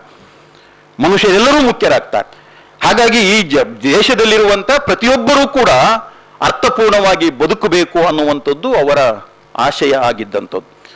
ಎಲ್ಲರಿಗೂ ಕೂಡ ಒಂದು ಗೌರವಪೂರ್ಣವಾದಂಥ ಬದುಕನ್ನ ನಡೆಸುವಂತ ಒಂದು ವ್ಯವಸ್ಥೆ ರೂಪಿತವಾಗಬೇಕು ಅನ್ನುವಂಥದ್ದು ಬಹಳ ಮುಖ್ಯವಾಗಿದ್ದಂಥದ್ದನ್ನು ನಾವು ಗಮನಿಸಬೇಕು. ಅದನ್ನು ನಾವು ಸಂವಿಧಾನದ ಒಳಗಡೆ ಕಾಣ್ತೇವೆ. ಬಹುಶಃ ಮೀಸಲಾತಿ ಅನ್ನುವಂಥದ್ದು ಬರೀ ಅಸ್ಪೃಶ್ಯರಿಗೆ ಮಾತ್ರ ಇರುವಂಥದ್ದಲ್ಲ. ಅದು 100% 100ರ ಮೀಸಲಾತಿ ಇದೆಯಲ್ಲ, ಅದನ್ನ ನೀವು ಗಮನಿಸ್ತಾ ಹೋದ್ರೆ 50% ಜನರಲ್ ಮೆರಿಟಿಗಿದೆ, ಇನ್ನು 50% ಉಂಟಲ್ಲ ಅದು ಹಿಂದುಳಿದ ವರ್ಗದವರಿಗಿದೆ, ಮತ್ತೆ SC ST ವರ್ಗಕ್ಕೆ ಇರುವಂಥದ್ದನ್ನು ನಾವು ಕಾಣ್ತೇವೆ. ಹಾಗಾಗಿ ಇವತ್ತು ಮೀಸಲಾತಿಯನ್ನ ಪಡೆದುಕೊಳ್ಳದೇ ಇರುವಂತ ಯಾವ ಸಮುದಾಯವೂ ಇಲ್ಲ ನಮ್ಮ ದೇಶದಲ್ಲಿ. ಎಲ್ಲರಿಗೂ ಕೂಡ ಒಂದಲ್ಲ ಒಂದು ರೀತಿಯಲ್ಲಿ ಮೀಸಲಾತಿ ಸಿಗ್ತಾನೆ ಇದೆ. ಹಾಗಾಗಿ ಮೀಸಲಾತಿಯನ್ನ ಕೇವಲ ಕೆಲವರಿಗೆ ಮಾತ್ರ ಅನ್ವಯಿಸೋದು, ಅದರಿಂದ ಮಾತ್ರ ನಮ್ಮ ಪ್ರಪಂಚ, ನಮ್ಮ ದೇಶ ಹಾಳಾಗ್ತಾ ಇದೆ, ನಮ್ಮ ದೇಶದಲ್ಲಿ ಅಭಿವೃದ್ಧಿ ಆಗ್ತಾ ಇಲ್ಲ ಅನ್ನೋ ರೀತಿಯ ಮಾತುಗಳಿದಾವಲ್ವಾ, ಇದನ್ನ ಬಹುಶಃ ನಾವು ಮೊದಲು ಅರ್ಥ ಮಾಡ್ಕೊಳ್ಬೇಕು ಮತ್ತು ಅದನ್ನು ನಾವು ನಿಲ್ಲಿಸ್ಬೇಕು ಅನ್ನೋದನ್ನ ನಿನ್ನೆಯಿಂದ ನಡೆದಂತ ಅನೇಕ ಉಪನ್ಯಾಸಗಳಲ್ಲಿ ನಾವು ಪ್ರಧಾನವಾಗಿ ಅದನ್ನ ಕಾಣೋದಕ್ಕೆ ಸಾಧ್ಯ ಆಯಿತು ಅನ್ನೋದನ್ನು ಗಮನಿಸಬೇಕು. ಮತ್ತೆ ಬಹಳ ಮುಖ್ಯವಾಗಿ ಮಹಿಳೆಯರ ಬಗೆಗೆ ಅವರು ಮಾಡಿರುವಂತ ಕೆಲಸಗಳಿದೆಯಲ್ಲ, ಅಂಬೇಡ್ಕರ್ ಅವರು ಮಾಡಿರುವಂತ ಕೆಲಸಗಳು ಮಹಿಳೆಯರಿಗೆ ಒಂದು ಸ್ವಾತಂತ್ರ್ಯವನ್ನ, ಸಮಾನತೆಯನ್ನ, ಮತ್ತೆ ಆಸ್ತಿಯ ಹಕ್ಕನ್ನ ಕೊಡ್ತಕ್ಕಂಥ ರೀತಿಯಲ್ಲಿ ಅವರು ಸಂವಿಧಾನದ ಒಳಗಡೆ ಸೇರಿಸುವಂಥದ್ದಿದೆಯಲ್ಲ, ಮತ್ತೆ ಅದೇ ಹಿಂದೂ ಧರ್ಮದ ಒಳಗಡೆ ಮಹಿಳೆಯರ ಮೇಲೆ ನಡೀತಾ ಇದ್ದಂಥ ದೌರ್ಜನ್ಯಗಳೇನಿದ್ದಾವೆ, ಶೋಷಣೆ ಏನಿದೆ, ಅದನ್ನ ಅರ್ಥ ಮಾಡಿಕೊಂಡಂತ ಅಂಬೇಡ್ಕರ್ ಅವರು ಏನ್ ಮಾಡ್ತಾರೆ ಅಂದ್ರೆ ಹಿಂದೂ ಕೋಡ್ ಬಿಲ್ ಅನ್ನುವಂಥದ್ದನ್ನ ಸಿದ್ಧಪಡಿಸ್ತಾರೆ. ಅದನ್ನ ಸಂಸತ್ತಿನ ಮುಂದೆ ಅದನ್ನ ಮಂಡಿಸ್ತಾರೆ. ಆದ್ರೆ ಅವತ್ತಿನ ಆಡಳಿತ ಪಕ್ಷ ಏನಿತ್ತು, ಸರ್ಕಾರ ಏನಿತ್ತು, ಆ ಸರ್ಕಾರದಲ್ಲಿರುವಂತಹ ಅನೇಕ ಜನ ಸಂಪ್ರದಾಯವಾದಿ ಮನಸ್ಸಿನವರು ಏನ್ ಮಾಡ್ತಾರೆ ಅಂತ ಹೇಳಿದ್ರೆ ಆ ಬಿಲ್ಲು ಚರ್ಚೆಗೆ ಬರದ ಹಾಗೆ ನೋಡ್ಕೊಳ್ತಾರೆ. ಮತ್ತೆ ಎಷ್ಟೋ ವರ್ಷಗಳ ನಂತರ ಅನಿವಾರ್ಯವಾದಂಥ ಸಂದರ್ಭದಲ್ಲಿ ಏನ್ ಮಾಡ್ತಾರೆ, ಅಲ್ಲಿ ಅನೇಕ ರೀತಿಯ ಪರಿಷ್ಕರಣೆಯನ್ನ ಮಾಡಿ ಹಿಂದೂ ಕೋಡ್ ಬಿಲ್ ಅನ್ನ ಪಾಸ್ ಮಾಡುವಂಥದ್ದನ್ನು ನಾವು ಕಾಣ್ತೇವೆ. ಬಹುಶಃ ಇಲ್ಲಿ ದಲಿತರು ಮತ್ತೆ ಮಹಿಳೆಯರಿದ್ದಾರಲ್ಲ, ದಲಿತರು ಮತ್ತೆ ಮಹಿಳೆಯರು ಅನುಭವಿಸಿಕೊಂಡು ಬಂದಂತ ಶತಶತಮಾನಗಳಿಂದ ಅನುಭವಿಸಿಕೊಂಡು ಬಂದಂತ ನೋವುಗಳಿಗೆ, ಸಂಕಟಗಳಿಗೆ ಒಂದು ಪರಿಹಾರವನ್ನ ಸೂಚಿಸ್ತಕ್ಕಂಥ ಕೆಲಸವನ್ನ ಸಂವಿಧಾನದ ಒಳಗಡೆ ಡಾಕ್ಟರ್ BR ಅಂಬೇಡ್ಕರ್ ಅವರು ಮಾಡಿದ್ರು ಅನ್ನುವಂಥದ್ದನ್ನ ನಾವು ಬಹಳ ಮುಖ್ಯವಾಗಿ ಅರ್ಥ ಮಾಡ್ಕೊಳ್ಬೇಕಾಗತ್ತೆ ಅನ್ನುವಂಥದ್ದು. ಇಲ್ಲಿ ಮಹಿಳೆಯರು ಬರೀ ದಲಿತ ಮಹಿಳೆಯರು ಮಾತ್ರ ಅಲ್ಲ, ಎಲ್ಲ ವರ್ಗಕ್ಕೆ ಸೇರಿದಂತ ಮಹಿಳೆಯರ ಕಷ್ಟಗಳಿಗೆ ಅವರು ಸ್ಪಂದಿಸುವಂತ ಕೆಲಸವನ್ನ ಮಾಡ್ತಾರೆ. ಹಾಗೇನೆ ಅವರು ಬರೀ ದಲಿತರಿಗೋಸ್ಕರ ಕೆಲಸ ಮಾಡಿದ್ದಲ್ಲ, ಅವರು ದಲಿತರಾಗಿದ್ರು ಅನ್ನೋ ಕಾರಣಕ್ಕೋಸ್ಕರವಾಗಿ ನಮಗೆ ಹಾಗೆ ಅನ್ನಿಸ್ತದೆ, ದಲಿತರ ಸಮಸ್ಯೆಗಳ ಬಗ್ಗೆ ಅವರು ಧ್ವನಿ ಎತ್ತಿರುವುದು ಅನ್ನೋ ಕಾರಣಕ್ಕೋಸ್ಕರವಾಗಿ ಅನ್ನಿಸ್ತದೆ. ಅವರು ಎಲ್ಲ ಸಮುದಾಯದ ಮನುಷ್ಯರ ಪರವಾಗಿ ಕೆಲಸ ಮಾಡಿರುವಂಥವರು ಅನ್ನೋದನ್ನ ನಾವು ಮೊದಲು ಅರ್ಥ ಮಾಡಿಕೊಳ್ಬೇಕು ಅನ್ನುವಂಥದ್ದು. ಅದು ಅರ್ಥ ಆದ್ರೆ ಮಾತ್ರ ನಾವು ಅಂಬೇಡ್ಕರ್ ಅನ್ನ ಸರಿಯಾದ ರೀತಿಯಲ್ಲಿ ಅರ್ಥ ಮಾಡಿಕೊಳ್ಳಲಿಕ್ಕೆ ಸಾಧ್ಯ ಆಗತ್ತೆ. ಅಂಬೇಡ್ಕರ್ ಅವರು ಬಹಳ ಮುಖ್ಯವಾಗಿ ಒತ್ತು ಕೊಟ್ಟಂಥದ್ದು ಬದುಕಿದೆಯಲ್ಲ, ಬದುಕು ಬಹಳ ಮುಖ್ಯ. ನಾವು ಬದುಕನ್ನ ಹೇಗೆ ಕಟ್ಟಿಕೊಳ್ತೀವಿ, ಹೇಗೆ ಕಟ್ಟಿಕೊಳ್ಬೇಕು, ಹೇಗೆ ಬದುಕಬೇಕು ಅನ್ನುವಂಥದ್ದು ನಮ್ಮ ಮೂಲಭೂತವಾದ ಪ್ರಶ್ನೆ. ಅದು ಆ ರೀತಿಯಲ್ಲಿ ಬದುಕನ್ನ ಕಟ್ಟಿಕೊಳ್ಳುವಂತ ಒಂದು ಅವಕಾಶಗಳು ಇಲ್ಲಿರುವಂತ ಪ್ರತಿಯೊಬ್ಬರಿಗೂ ಕೂಡ ಸಿಗಬೇಕು ಅನ್ನುವಂಥದ್ದು ಬಹಳ ಮುಖ್ಯವಾದದ್ದು ಅನ್ನೋದನ್ನ ಗಮನಿಸಬೇಕು. ಬಹುಶಃ ಈ ಎಲ್ಲ ರೀತಿಯ ಒಂದು ಅರಿವು, ಎಚ್ಚರ ಬರೋದಕ್ಕೆ ಸಾಧ್ಯವಾಗುವಂಥದ್ದು ಯಾವಾಗ ಅಂತ ಹೇಳಿದ್ರೆ ಶಿಕ್ಷಿತರಾದಾಗ ಮಾತ್ರ. ಅವರು ತನ್ನ ಸಮುದಾಯದ ಜನರಿಗೆ ಒಂದು ಕಡೆ ಕರೆ ಕೊಡ್ತಾರೆ. ಏನು ಅಂತ ಹೇಳಿದ್ರೆ, ಮೊದಲು ಶಿಕ್ಷಿತರಾಗಿ, ಆಮೇಲೆ ಹೋರಾಟ ಮಾಡಿ, ಆಮೇಲೆ ಸಂಘಟಿತರಾಗಿ. ನೋಡಿ, ಈ 3 ಅಂಶಗಳು ಉಂಟಲ್ಲ, ಇದು ಬಹಳ ಮುಖ್ಯವಾದಂಥದ್ದು. ನಾವು ಬರೀ ಶಿಕ್ಷಣವನ್ನ ಪಡ್ಕೊಂಡು ಸುಮ್ಮನೆ ಇದ್ದು ಬಿಟ್ರೆ ಆಗೋದಿಲ್ಲ. ಈ ಸಮಾಜವನ್ನ ಬದಲಿಸಬೇಕು ಅಂತ ಹೇಳಿದ್ರೆ ಹೋರಾಟ ಮಾಡಬೇಕಾಗತ್ತೆ, ವ್ಯವಸ್ಥಿತವಾದ ರೀತಿಯ ಹೋರಾಟವನ್ನ ಮಾಡಬೇಕಾಗತ್ತೆ. ಹಾಗಾಗಿ ಹೋರಾಟದ ಮನೋಭಾವವನ್ನು ಬೆಳೆಸಿಕೊಳ್ಳಿ. ಅದರ ಜೊತೆಗೆ ನೀವು ಸಂಘಟಿತರಾಗದೆ ಹೋದರೆ ನಾವು ಈ ವ್ಯವಸ್ಥೆಯಿಂದ ಏನನ್ನೂ ಪಡೆದುಕೊಳ್ಳುವುದಕ್ಕೆ ಆಗುವುದಿಲ್ಲ ಅನ್ನುವಂಥ ಮಾತಿದೆಯಲ್ಲ, ಇದು ಬಹಳ ಮುಖ್ಯವಾದದ್ದು ಅನ್ನೋದನ್ನ ನಾವು ಗಮನಿಸಬೇಕು. ಮತ್ತೆ ಬಹಳ ಮುಖ್ಯವಾಗಿ ಅವರು ಏನ್ ಮಾಡ್ತಾರೆ ಅಂತ ಹೇಳಿದ್ರೆ, ಅವರ ಎಲ್ಲ ಚಿಂತನೆಗಳನ್ನು ನೀವು ಗಮನಿಸ್ತಾ ಹೋದ್ರೆ ಅವರು ಬಹಳ ಮುಖ್ಯವಾಗಿ ಪ್ರಖರವಾದ ವೈಚಾರಿಕತೆಯನ್ನ ಕಾಣ್ತೀವಿ ನಾವು ಅವರಲ್ಲಿ. ಪ್ರಖರವಾದ ವೈಚಾರಿಕತೆ, ಮತ್ತೆ ಬಹಳ ಮುಖ್ಯವಾಗಿ ಗಟ್ಟಿಯಾದ ವೈಜ್ಞಾನಿಕ ಮನೋಭಾವವನ್ನ ನಾವು ಅವರ ಚಿಂತನೆಗಳಲ್ಲಿ ಕಾಣ್ತಾ ಹೋಗ್ತೀವಿ.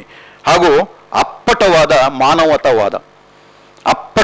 ಮಾನವತಾವಾದ. ಬಹುಶಃ ಮನುಷ್ಯರಾಗಬೇಕು ಅನ್ನುವಂಥದ್ದು ಇದೆಯಲ್ಲ, ಇದು ಇಡೀ ನಮ್ಮ ಕನ್ನಡ ಸಾಹಿತ್ಯವನ್ನು ಓದಿದ್ರು ಕೂಡ ನಮಗೆ ಗೊತ್ತಾಗ್ತಾ ಹೋಗುತ್ತೆ. ಏನಾದರೂ ಆಗು ನೀನು ಮೊದಲು ಮಾನವನಾಗು ಅನ್ನುವಂಥ ಮಾತು ಮತ್ತೆ ಮತ್ತೆ ಮತ್ತೆ ಮತ್ತೆ ಬರ್ತಾ ಹೋಗ್ತದೆ.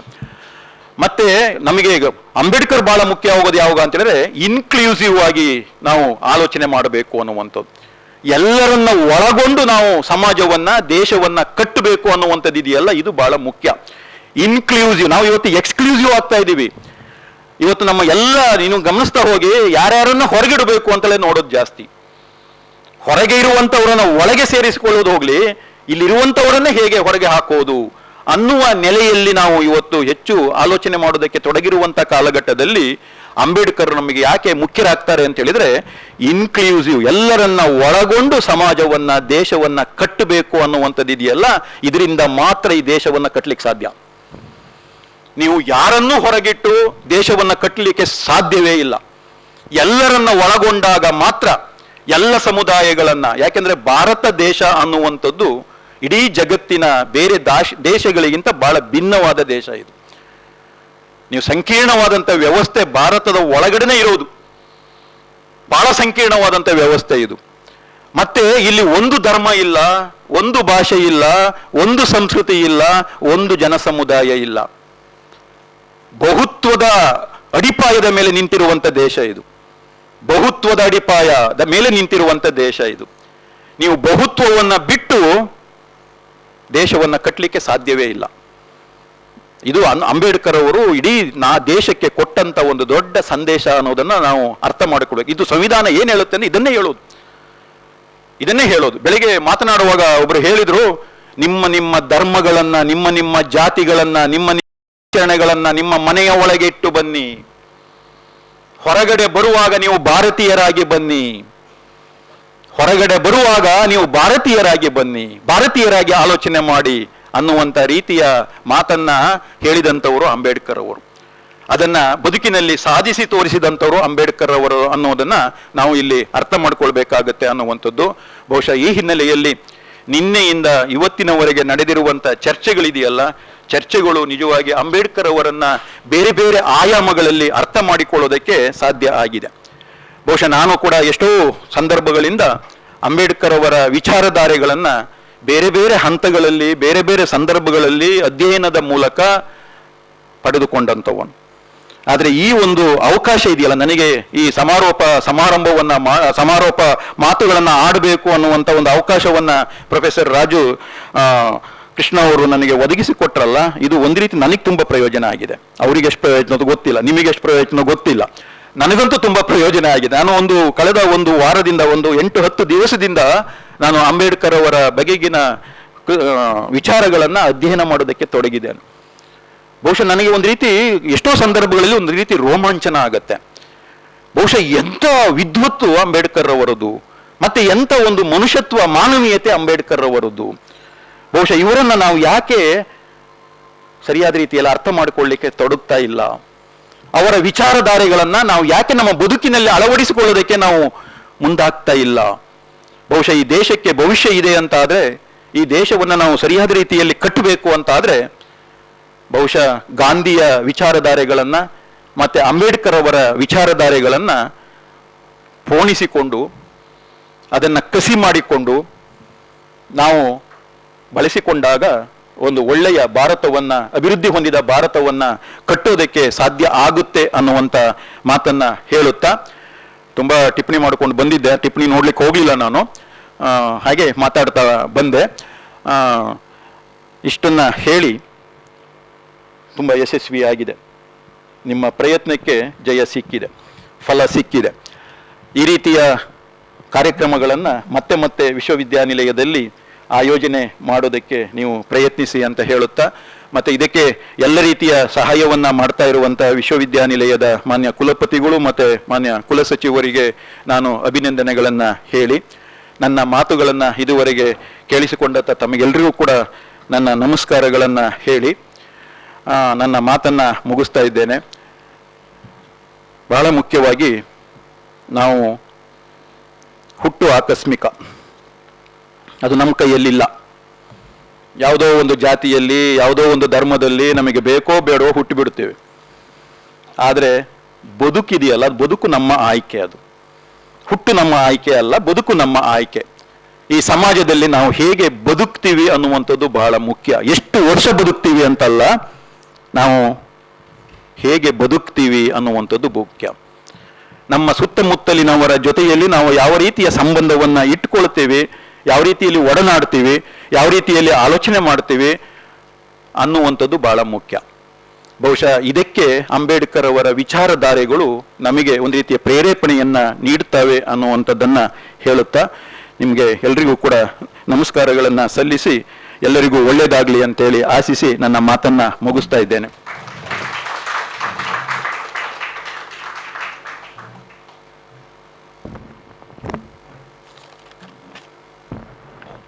ಈ 2 ದಿನದ ವಿಚಾರ ಸಂಕಿರಣದ ಪ್ರತಿಯೊಂದು ವಿಷಯ ಮಂಡನೆಗಳನ್ನು ವಿಮರ್ಶಾತ್ಮಕವಾಗಿ ವಿವರಿಸುವ ಮೂಲಕ ಅಂಬೇಡ್ಕರ್ ಅವರ ಚಿಂತನೆಗಳನ್ನು ಮನಮುಟ್ಟುವಂತೆ ತಮ್ಮ ಸಮಾರೋಪದ ನುಡಿಗಳನ್ನಾಡಿದ ತಮಗೆ ಹೃತ್ಪೂರ್ವಕ ಅಭಿನಂದನೆಗಳು ಹಾಗೂ ಧನ್ಯವಾದಗಳು ಸರ್.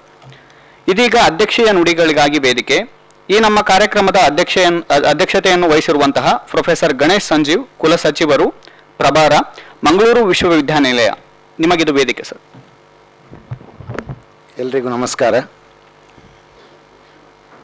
ಇಂದಿನ ಸಮಾರೋಪ ಸಮಾರಂಭದ ಮುಖ್ಯ ಅತಿಥಿಯಾಗಿರುವಂಥ ಆತ್ಮೀಯ ಸ್ನೇಹಿತರಾಗಿರುವಂಥ ಪ್ರೊಫೆಸರ್ ನಾಗಪ್ಪ ಗೌಡ ಅವರೇ, ಡಾಕ್ಟರ್ BR ಅಂಬೇಡ್ಕರ್ ಸಂಶೋಧನಾ ಕೇಂದ್ರದ ನಿರ್ದೇಶಕರಾಗಿರುವಂಥ ಪ್ರೊಫೆಸರ್ ರಾಜಕೃಷ್ಣ ಚಲ್ಲಣ್ಣವರವರೇ, ನನ್ನ ಆತ್ಮೀಯ ಸಹೋದ್ಯೋಗಿ ಮಿತ್ರರೇ, ರಿಸರ್ಚ್ ಸ್ಕಾಲರ್ಸ್ ಮತ್ತು ಸಂಶೋಧನಾ ವಿದ್ಯಾರ್ಥಿಗಳೇ ಮತ್ತು ವಿದ್ಯಾರ್ಥಿಗಳೇ, ಹಾಗೂ ಈ ಕಾರ್ಯಕ್ರಮದಲ್ಲಿ ಭಾಗವಹಿಸಲು ತುಂಬ ಆಸಕ್ತಿ ತೋರಿ ಅಂಬೇಡ್ಕರ್ ಅವರ ಬಗ್ಗೆ ಅತೀವ ಗೌರವವನ್ನು ಇಟ್ಕೊಂಡು ಇಲ್ಲಿ ಬಂದಂಥ ನನ್ನ ಆತ್ಮೀಯ ಮಿತ್ರರೇ, ಅಂಬೇಡ್ಕರ್ ಅವರ ಬಗ್ಗೆ ಗೊತ್ತಿಲ್ಲದ ಜನ ಇರಲಿಕ್ಕಿಲ್ಲ. ಬೇರೆ ಬೇರೆ ಆಯಾಮದಲ್ಲಿ, ಬೇರೆ ಬೇರೆ ರೀತಿಯಲ್ಲಿ, ಬೇರೆ ಬೇರೆ ಸಮಯದಲ್ಲಿ ತಮ್ಮ ಜ್ಞಾನಕ್ಕೆ, ತಮ್ಮ ಕೆಪಬಿಲಿಟಿಗೆ ಸರಿಯಾದ ರೀತಿಯಲ್ಲಿ ಅಂಬೇಡ್ಕರ್ ಬಗ್ಗೆ ತುಂಬ ಜನ ತಿಳ್ಕೊಂಡಿರ್ತಾರೆ, ಬೇರೆ ಬೇರೆ ವ್ಯಾಖ್ಯಾನ ಕೊಡ್ತಾರೆ. ಇದೆಲ್ಲವೂ ಒಬ್ಬನ ಓವರಾಲ್ ಪರ್ಸನಾಲಿಟಿ ಡೆವಲಪ್ಮೆಂಟ್ಗೆ ಉಪಯೋಗ ಆಗ್ಬೋದು. ಈಗ ಈ 2 ದಿವಸದಲ್ಲಿ ನಾವೊಂದು 2 ದಿನದ ವಿಶೇಷ ಈ ಒಂದು ಏನು ಹೇಳ್ತೀವಿ, ಬೇರೆ ಬೇರೆ ರೀತಿಯಲ್ಲಿ ಕೆಲವರು ಉಪನ್ಯಾಸಗಳನ್ನಿಟ್ಟರು, ಬೇರೆ ಬೇರೆ ವಿಷಯದ ಬಗ್ಗೆ ಉಪನ್ಯಾಸಗಳನ್ನಿಟ್ಟರು. ಈ ಉಪನ್ಯಾಸಗಳನ್ನು ಕೇಳಿ ನಾವೇನು ಮಾಡಬೇಕು ಎನ್ನುವಂಥ ಕ್ವೆಶ್ಚನ್ ನಿಮ್ಮಲ್ಲಿ ಬಂದಿರ್ಬೋದು. ನಾವು ತುಂಬ ಅಂಬೇಡ್ಕರ್ ಬೇಸ್ಡ್ ರಿಸರ್ಚ್ ನೋಡ್ತೇವೆ, ಡಾಕ್ಟರ್ BR ಅಂಬೇಡ್ಕರ್ನ ಜೀವನದ ಬಗ್ಗೆ ಭಾಷಣ ಕೇಳ್ತೇವೆ, ಡಾಕ್ಟರ್ BR ಅಂಬೇಡ್ಕರ್ ಬಗ್ಗೆ ಅವರ ವಿಷಯದ ಅವರ ಬಗ್ಗೆ ಸಂಶೋಧನೆ ಮಾಡಿದ ಬೇರೆ ಬೇರೆ ಲೇಖನಗಳನ್ನು ಓದ್ತೇವೆ. ಇದನ್ನೆಲ್ಲ ಓದ್ತೇವೆ, ಅಲ್ಲೇ ಬಿಡ್ತೇವೆ. ಆದರೆ ನಾವು ಅಂಬೇಡ್ಕರನ್ನು ನೆನಪಿಡುವುದು ಯಾಕೆ? ಅಂಬೇಡ್ಕರ್ ನಮ್ಮ ದೇಶದ ಸಂವಿಧಾನ ಶಿಲ್ಪಿ ಅಂತೇಳಿ ಮಾತ್ರ ನೆನಪಿಟ್ಕೊಂಡಿರ್ತೇವೆ. ಆದರೆ ಅವರ ಕನಸು ಕೇವಲ ಸಂವಿಧಾನವನ್ನು ಬರೆಯುವುದು ಮಾತ್ರ ಆಗಿರಲಿಲ್ಲ. ಈ ದೇಶವನ್ನು ಸಾಮಾಜಿಕವಾಗಿ, ರಾಜಕೀಯವಾಗಿ, ನೈತಿಕವಾಗಿ, ಆರ್ಥಿಕವಾಗಿ ಜಾಗೃತವಾಗಿ ಮಾಡುವಂಥ ಒಂದು ಕನಸನ್ನು ಅವರು ಇಟ್ಕೊಂಡಿದ್ರು. ಅವೆಲ್ಲವನ್ನ ಈ ಕಾನ್ಸ್ಟಿಟ್ಯೂಷನಲ್ಲಿ, ಈ ಸಂವಿಧಾನದಲ್ಲಿ ಬರುವಾಗ ಅವರು ನೋಡ್ಕೊಂಡಿದ್ರು. ಬಟ್ ಈಗೇನಾಗ್ತದೆ, ನಮಗೆ ಜೀವನದಲ್ಲಿ ಬೇರೆ ಬೇರೆ ಥರದ ಟೆನ್ಷನ್ಸ್ ಬರ್ತಾ ಇರ್ತದೆ ಪ್ರತಿ ದಿವಸ. ಆ ಟೆನ್ಷನ್ಸ್ ಯಾವ ಲೆವೆಲ್ಗೆ ರೀಚ್ ಆಗಿದೆ ಅಂತ ಹೇಳಿದ್ರೆ, ನಮಗೆ ಒಂದು ದಿವಸ ಟೆನ್ಷನ್ ಇಲ್ಲದ್ರೆ ಮತ್ತೆ ಜೋರು ಟೆನ್ಷನ್ ಆಗ್ತದೆ. ಪ್ರತಿ ದಿವಸ ಟೆನ್ಷನ್ಗಾಗಿ ನಾವು ಕೈಕಾಲು ಬಿಡುವಂಥ ಪರಿಸ್ಥಿತಿ ಬಂದಿದೆ. ಅಂಬೇಡ್ಕರ್ ಅವರು ಸಹೋದರತ್ವದ ಬಗ್ಗೆ, ಸಮಾನತೆ ಬಗ್ಗೆ ನೀವೆಲ್ಲ ಕೇಳಿರ್ಬೋದು. ನಿನ್ನೆ ಬೆಳಿಗ್ಗೆಯಿಂದ ಇವತ್ತು ಸಾಯಂಕಾಲ ತನಕ ಬೇರೆ ಬೇರೆ ರೀತಿಯ ಅವರ ಒಳ್ಳೆ ಗುಣಗಳು, ಅವರು ಏನು, ಅವರ ವಿಚಾರಧಾರೆ ಏನು, ಅದನ್ನೆಲ್ಲ ಕೇಳಿರ್ಬೋದು. ನಾನು ಅದರ ಬಗ್ಗೆ ಹೆಚ್ಚು ಮಾತಾಡಲಿಕ್ಕೆ ಹೋಗುದಿಲ್ಲ. ನನಗೆ ಕೇಳಿ ಮಾತ್ರ ಗೊತ್ತಲ್ಲದೆ ಅಧ್ಯಯನ ಮಾಡಿ ಹೆಚ್ಚು ಗೊತ್ತಿಲ್ಲ. ಈ ಎಲ್ಲ ವಿಷಯಗಳನ್ನು ಕೇಳಿದಂಥ ನಿಮಗೆ, ನಂಗೆ ಬರುವಾಗಲೇ ಯಾದವ್ ಅವರು ನನ್ನಲ್ಲಿ ಕೇಳಿದರು, ಇಂಥ ಒಂದು ಪ್ರೋಗ್ರಾಮ್ ಆಗ್ತಾ ಇದೆ, ಇದರಿಂದ ಮಕ್ಕಳಿಗೆ ನೆಕ್ಸ್ಟ್ ಏನು ಅಂತೇಳಿ. ಒಳ್ಳೆ ಪ್ರಶ್ನೆ ಅದು. ಯಾಕಂದರೆ ನಾವು ಪ್ರತಿ ಸಲ, ಈಗ ನಾನೊಂದು 2-3 ದಿವಸದಿಂದ ವ್ಯಾಲಿಡಿಕ್ಟರಿ ಪ್ರೋಗ್ರಾಮಿಗೆ ಹೋಗ್ತಾ ಇದ್ದೇನೆ. ಮುಗಿಸುವುದು ಸುಲಭ ಎಲ್ಲ ಪ್ರೋಗ್ರಾಮನ್ನು. ಯಾವುದಾದ್ರೂ ಒಂದು ಪ್ರೋಗ್ರಾಮನ್ನು ಸ್ಟಾರ್ಟ್ ಮಾಡೋದು ಸ್ವಲ್ಪ ಕಷ್ಟ ಇದೆ. ಆದರೆ ವ್ಯಾಲಿಡಿಕ್ಟರಿ ಪ್ರೋಗ್ರಾಮ್ ಅದನ್ನು ಮುಗಿಸುವ ಕೆಲಸ ಅಲ್ಲ. ಆ್ಯಕ್ಚುಲಿ ಇಷ್ಟು ತನಕ ಏನು ಮಾತಲ್ಲಿ ಬಂತು ಅದನ್ನು ಕೃತಿಯಲ್ಲಿ ತೋರಿಸಲಿಕ್ಕೆ ಸ್ಟಾರ್ಟಿಂಗ್ ಪಾಯಿಂಟ್ ಇದು. ನಾಳೆಯಿಂದ ಮೇಲೆ ಇವತ್ತು ನಾವು ಏನು ತಿಳ್ಕೊಂಡಿದ್ದೇವೋ ಅದನ್ನು ನಮ್ಮ ಜೀವನದಲ್ಲಿ ಆದರೂ ಅಳವಡಿಸಿಕೊಂಡು, ಅಥವಾ ನಮ್ಮ ಸಾಮಾಜಿಕವಾಗಿ ಅಥವಾ ಅಫಿಷಿಯಲ್ ಯಾವುದೇ ಬೇರೆ ಬೇರೆ ರೀತಿಯಲ್ಲಿ ನಾವು ಕೆಲಸ ಮಾಡ್ತೀವಲ್ಲ, ಆ ಒಂದು ಸ್ತರಗಳಲ್ಲಿ ಇವತ್ತು 2 ದಿವಸದಲ್ಲಿ ಕೇಳಿದಂಥ ಭಾಷಣಗಳ ಅಟ್ಲೀಸ್ಟ್ ಜಿಸ್ಟನ್ನು ಅಳವಡಿಸಿಕೊಂಡ್ರೆ ನಾವು ಅಂಬೇಡ್ಕರ್ಗೆ ಸಲ್ಲಿಸುವಾದಂಥ ಒಂದು ಮಿನಿಮಮ್ ರೆಸ್ಪೆಕ್ಟ್ ಆಗಿರ್ತದೆ ಅದು. ನಾನು ಅವರಿಗೆ ಫುಲ್ ರೆಸ್ಪೆಕ್ಟ್ ಕೊಡಬೇಕು ಅಂತ ಹೇಳ್ತೇನೆ. ಅಟ್ಲೀಸ್ಟ್ ನೀವು ಇದನ್ನು ಜೀವನದಲ್ಲಿ ಅಳವಡಿಸಿಕೊಂಡ್ರೆ ಅವ್ರಿಗೆ ಕೊಡಬೇಕಾದಂಥ ಮಿನಿಮಮ್ ರೆಸ್ಪೆಕ್ಟ್. ಆದರೆ ನಾವು ಯಾರು ಆ ಥರ ಮಾಡ್ತಾ ಇಲ್ಲ. ಹೆಚ್ಚಿನವರು ಕೇಳಿಸ್ಕೊಳ್ತೇವೆ, ಮತ್ತೆ ನಾವೇ ಭಾಷಣ ಕೊಡ್ತೇವೆ, ಬಟ್ ನಮ್ಮ ಜೀವನದಲ್ಲಿ ಯಾವತ್ತೂ ಅಳವಡಿಸಿಕೊಳ್ಳೋದಿಲ್ಲ. ಆ ಥರ ಮಾಡದೆ ನಾವು ನಮ್ಮ ಜೀವನದಲ್ಲಿ ಅದೆಷ್ಟು ಹಿರಿಯರು ಬಂದೋಗಿರ್ತಾರೆ. ನಿಮಗೆ ನಿಮ್ಮ ಮನೆಯಲ್ಲಿ ಕೂಡ ನಿಮ್ಮ ಹಿರಿಯರು ಬೇರೆ ಬೇರೆ ರೀತಿಯಲ್ಲಿ ನಿಮಗೆ ಉಪದೇಶ ಮಾಡ್ತಾರೆ, ಅಥವಾ ಡೈರೆಕ್ಷನ್ಸ್ ಕೊಡ್ತಾರೆ, ಅಥವಾ ಒಂದು ಕೆಲವು ಸಲ ಸಜೆಷನ್ಸ್ ಕೊಡ್ತಾರೆ. ನಾವು ಕ್ಯಾರೆ ಮಾಡಲ್ಲ. ಯಾಕೆ ಕ್ಯಾರೆ ಮಾಡಲ್ಲ ಅಂತ ಹೇಳಿದ್ರೆ, ನೀವೆಲ್ಲ ಔಟ್ಡೇಟೆಡ್, ನಿಮ್ಮ ಆಲೋಚನೆ ಇದು ನಮ್ಮ ಜೀವನಕ್ಕೂ ಅದು ಮ್ಯಾಚ್ ಆಗುವುದಿಲ್ಲ ಅಂತ ಹೇಳ್ತೇವೆ. ಅದು ಒಂದು ವಿಷಯ ನೆನ್ಪಿಟ್ಕೊಳ್ಳಿ, ನಮ್ಗೆ ಯಾರಾದರೂ ಬುದ್ಧಿವಾದ ಹೇಳ್ತಾರೆ, ಯಾರಾದರೂ ಸಜೆಷನ್ ಕೊಡ್ತಾರೆ ಅಂತ ಹೇಳಿದ್ರೆ, ಅವ್ರು ನಮ್ಮ ಹಾಗೆ ಆಗ್ಲಿಕ್ಕೆ ಹೋಗಿ ಸೋತು ಆ ಅನುಭವದಿಂದ ನಮಗೆ ಬುದ್ಧಿವಾದ ಕೊಡ್ತಿದ್ದಾರೆ. So is an experienced person. ನಮ್ಗೆ ಯಾರು ಹೇಳ್ತಾರೆ ಅವರು ಎಕ್ಸ್ಪೀರಿಯನ್ಸ್ ಇಂದ ನಮ್ಗೆ ಹೇಳ್ತಾ ಇದ್ದಾರೆ ವಿನಃ ಸುಮ್ಮನೆ ಹೇಳುವ ಕಾಟಾಚಾರಕ್ಕೆ ಹೇಳ್ತಾ ಇಲ್ಲ ಅಂತ ಅನ್ನುವಂಥದ್ದು ಮನಗಲ್ಬೇಕು. ಮನಗಾಣ್ಬೇಕು. ಯಾಕಂದ್ರೆ ನಮ್ಮ ಸೀನಿಯರ್ಸ್ ಇರ್ಬೋದು, ಅಥವಾ ನಮ್ಮ ಪೇರೆಂಟ್ಸ್ ಇರ್ಬೋದು, ಅಥವಾ ನಮ್ಮ ಯಾರೋ ಬ್ರದರ್ಸ್ ಸಿಸ್ಟರ್ಸ್ ಇರ್ಬೋದು, ಅವರು ಯಾವತ್ತೂ ನಮ್ಮ ನಾವು ಒಳ್ಳೇದಾಗ್ಲಿಕ್ಕೆ ಕಾಯ್ತಾ ಇರ್ತಾರೆ. ಆಗ ಅವರ ಜೀವನದ ಅನುಭವಗಳನ್ನು ನಮ್ಮಲ್ಲಿ ಹಾಕ್ತಾರೆ. ಇದು ನಾವು ನಮ್ಮ ಮನೆಯಿಂದ ತಿಳ್ಕೊಳ್ತೇವೆ. ಅಂಬೇಡ್ಕರ್ ಅವರಂಥ ಮಹಾನ್ ವ್ಯಕ್ತಿಗಳ ಬಗ್ಗೆ ನಾವು ಓದಿ ತಿಳ್ಕೊಳ್ಬೇಕು, ಕೇಳಿ ತಿಳ್ಕೊಳ್ಬೇಕು. ಅಷ್ಟು ಮಾತ್ರ ಅಲ್ಲ, ಅವರು ಮಾಡಿದಂಥ ಕೆಲಸ ನಮಗೆ ಮಾಡ್ಲಿಕ್ಕೆ ಆಗದಿರ್ಬೋದು. ಅಟ್ಲೀಸ್ಟ್ ಕೆಲವನ್ನಾದರೂ ನಾವು ನಮ್ಮ ಡೇ ಟು ಡೇ ಆಕ್ಟಿವಿಟೀಸಲ್ಲಿ ಅದನ್ನು ಪ್ರಾಕ್ಟೀಸ್ ಯಾಕೆ ಮಾಡಬಾರ್ದು? ಯಾಕೆ ಅವರು ಹೇಳಿದಂಥ ಕೆಲವು ಸಮಾನತೆ ಇರಲಿ, ಸಹೋದರತ್ವ ಇರಲಿ, ಅಥವಾ ಅವರೊಂದು ಮಾತು ಹೇಳಿದರು, ಎಜುಕೇಶನ್ ಅಂತ ಹೇಳಿದ್ರೆ ಖಾಲಿ ಸಾಕ್ಷರತೆ ಮಾತ್ರ ಅಲ್ಲ ಅಂತೇಳಿ. ಇಟ್ ಇಸ್ ಎ ಎಂತ ಹೇಳ್ತಾರೆ, ಒಂದು tool to overcome almost everything in this society. ನಾವು ಅದನ್ನು ಮಾಡ್ತಾ ಇಲ್ಲ. ನಾವು ಬೇಕಾದಷ್ಟು ಡಿಗ್ರಿ ಮಾಡ್ಕೊಳ್ತೇವೆ. ಆದರೆ ಈಗಿನ ಕಾಲದಲ್ಲಿ ನೋಡಿ, ಅತಿ ವಿದ್ಯಾವಂತರೇ ನಮ್ಮ ದೇಶಕ್ಕಾಗಲಿ ಜಗತ್ತಿಗಾಗಲಿ ತೊಂದರೆಯನ್ನು ಉಂಟು ಮಾಡುವವರಾಗಿದ್ದಾರೆ. ಹಾಗಂತೇಳಿ ಎಜುಕೇಶನ್ ಬೇಡ ಅಂತಲ್ಲ. ಈ ಲಿಟ್ರೇಟ್ಸಿಗೂ ಎಜುಕೇಟೆಡ್ಗೂ ತುಂಬ ವ್ಯತ್ಯಾಸ ಇದೆ, ನಿಮಗೆಲ್ಲ ಗೊತ್ತಿರ್ಬೋದು. ಬಟ್ ಸ್ಟಿಲ್ ಎಲ್ಲ ರೀತಿಯಲ್ಲಿ ನಾವು ವಿಶೇಷವಾದ ಅಧ್ಯಯನ ಮಾಡಿ ಅದನ್ನು ನಾವು ಜೀವನದಲ್ಲಿ ಕರಗತ ಮಾಡಿಕೊಳ್ಳದಿದ್ದರೆ ಅದರಷ್ಟು ದೊಡ್ಡ ಮೂರ್ಖತನ ಬೇರೆ ಇಲ್ಲ ಅಂತ ನಾನು ಹೇಳೋದು. ನಾವು ಅಟ್ಲೀಸ್ಟ್ ನಾವು ಹೇಳಿದ ಮಾತಿಗೆ ಒಂದು 10% ಆದರೂ ಮಾಡಿದರೆ, ಅಥವಾ ದೊಡ್ಡ ಈ ದಾರ್ಶನಿಕರ ಜೀವನದ ಕೆಲವು ಭಾಗಗಳನ್ನು ನಮ್ಮ ಜೀವನದಲ್ಲಿ ಅಳವಡಿಸಿಕೊಂಡ್ರೆ ಅದಕ್ಕಿಂತ ದೊಡ್ಡ ಉಪಕಾರ ಈ ದೇಶಕ್ಕೆ ಆಗಲಿ ಅಥವಾ ಈ ಸಮಾಜಕ್ಕೆ ಮಾಡೋದು ಅದಕ್ಕಿಂತ ದೊಡ್ಡ ಉಪಕಾರ ಇಲ್ಲ ಅಂತ ನಾನು ತಿಳ್ಕೊಂಡಿದ್ದೇನೆ. ಈಗ ನಾವು ಕೆಲವು ಸಲ ಏನು ಹೇಳ್ತೇವೆ, ಈ ಜೀವನದಲ್ಲಿ ಏನೇನೋ ಸಾಧಿಸಲಿಕ್ಕೆ ಹಂಬಲಿಸ್ತಿರ್ತೇವೆ. ನಮ್ಮ ಜೀವನ, ಈಗ ಪ್ರೊಫೆಸರ್ ನಾಗಪ್ಪ ಗೌಡರು ಹೇಳಿದರು, ನಮ್ಮ ಜೀವನ ತುಂಬ ಟೆಂಪರರಿ, ತಾತ್ಕಾಲಿಕ. ಹುಟ್ಟಿದಿಂದ ಸಾವು ತನಕ ಕೆಲವು ವರ್ಷಗಳಿರ್ಬೋದು. ಒಂದು ಮ್ಯಾಕ್ಸಿಮಮ್ ಅಂತ ಹೇಳಿದ್ರೆ 100 ವರ್ಷ. ಈಗ ನಂಬರ್ ಮಾತ್ರ 100 ವರ್ಷ ಬದುಕೋರು ಭಾರಿ ಕಡಿಮೆ ಇದ್ದಾರೆ. ಬಟ್ ಈ 100 ವರ್ಷ ಅದು ಭಾರಿ ಟೆಂಪರರಿ ಲೈಫ್.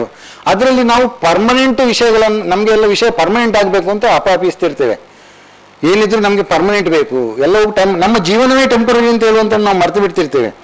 ನಾವು ಇದ್ದಷ್ಟು ದಿವಸ ನಮ್ಮಿಂದ ಆಗುವಂತಹ ಯಾವುದೇ ಸ್ತರಗಳಲ್ಲಿ ಇರಲಿ, ನೀವು ಯಾವುದೇ ಆಫೀಸಲ್ಲಿ ಇರಲಿ, ನೀವು ಸಮಾಜದಲ್ಲಿ ಯಾವುದೇ ಲೆವೆಲಲ್ಲಿ ಇರಲಿ, ಅದು ಅತಿ ಕೆಳಮಟ್ಟದಿಂದ ಅತಿ ಮೇಲ್ಮಟ್ಟದ ತನಕ ಯಾವುದೇ ಲೆವೆಲಲ್ಲಿ ಇರಲಿ, ಪ್ರತಿಯೊಬ್ಬನಿಗೆ ಸಮಾಜಕ್ಕಾಗಿ ಕೊಡುಗೆ ನೀಡಲಿಕ್ಕೆ ಅವಕಾಶ ಇರ್ತದೆ. ಅದು ನಿಮ್ಮ ಲೆವೆಲಲ್ಲಿ ಅವಕಾಶ ಇರ್ಬೋದು. ಅದನ್ನು ನೀವು ನೀಡಿ ಇಂಥ ಒಂದು 2 ದಿವಸದ ವಿಚಾರದ ಸಂಕಿರಣದಿಂದ ನೀವು ತುಂಬ ತಿಳ್ಕೊಂಡಿದ್ದೀರಿ ಅಂತ ನಾನು ತಿಳ್ಕೊಂಡಿದ್ದೇನೆ. ಇಂಥ ವಿಚಾರ ಸಂಕಿರಣದಿಂದ ಇನ್ನೂ ಇಂಥ ವಿಚಾರ ಸಂಕಿರಣಗಳು ಈ ಅಂಬೇಡ್ಕರ್ ಸೆಂಟರ್ನ ಮೂಲಕ ಬರಲಿ.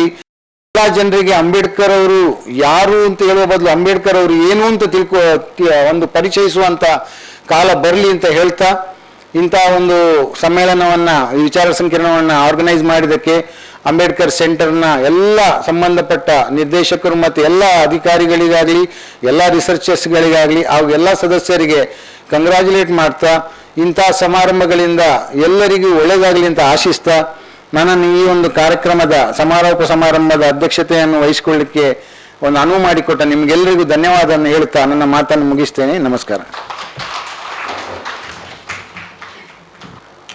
ಅಂಬೇಡ್ಕರ್ ಅವರಿಗೆ, ಅವರ ವಿಚಾರಧಾರೆಗಳಿಗೆ ಕೃತಜ್ಞತೆಗಳನ್ನು ಸಲ್ಲಿಸಬೇಕಾಗಿರುವುದು ನಮ್ಮ ಕರ್ತವ್ಯ ಎಂಬುದನ್ನು ನಮಗೆ ತಿಳಿಸಿಕೊಟ್ಟ ನಿಮಗೆ ಧನ್ಯವಾದಗಳು ಸರ್. ಇದೀಗ ವಂದನಾರ್ಪಣೆಯ ನುಡಿಗಳಿಗಾಗಿ ವೇದಿಕೆ ಸಮಾರೋಪ ಸಮಾರಂಭದ ಧನ್ಯವಾದದ ನುಡಿಗಳನ್ನಾಡಲಿದ್ದಾರೆ ಪ್ರೊಫೆಸರ್ ರಾಜು ಕೃಷ್ಣ ಚಾರಣ್ ನಿರ್ದೇಶಕರು, ಡಾಕ್ಟರ್ BR ಅಂಬೇಡ್ಕರ್ ಅಧ್ಯಯನ ಕೇಂದ್ರ, ಮಂಗಳೂರು ವಿಶ್ವವಿದ್ಯಾನಿಲಯ. I think this is the last session.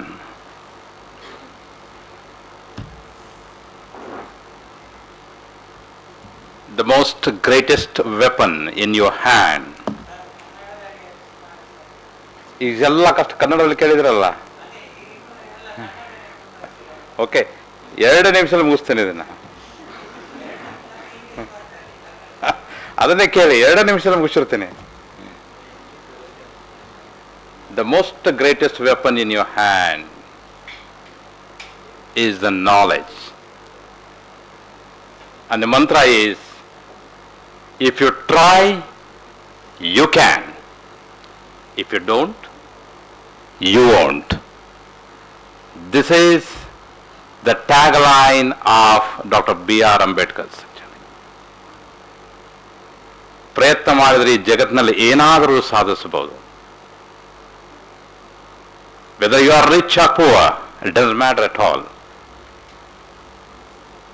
But ನೀವು ಪ್ರಯತ್ನ ಮಾಡಿದರೆ ಈ ಜಗತ್ತಿನಲ್ಲಿ ಯಾವ ಪೊಸಿಷನ್ಗೂ ಹೋಗಬಹುದು. ನೀವು ಹೋಗಲಿಲ್ಲರೂ ಕೂಡ ಅದಕ್ಕೆ ನೀವೇ ಕಾರಣ ಆಗ್ತೀರಾ.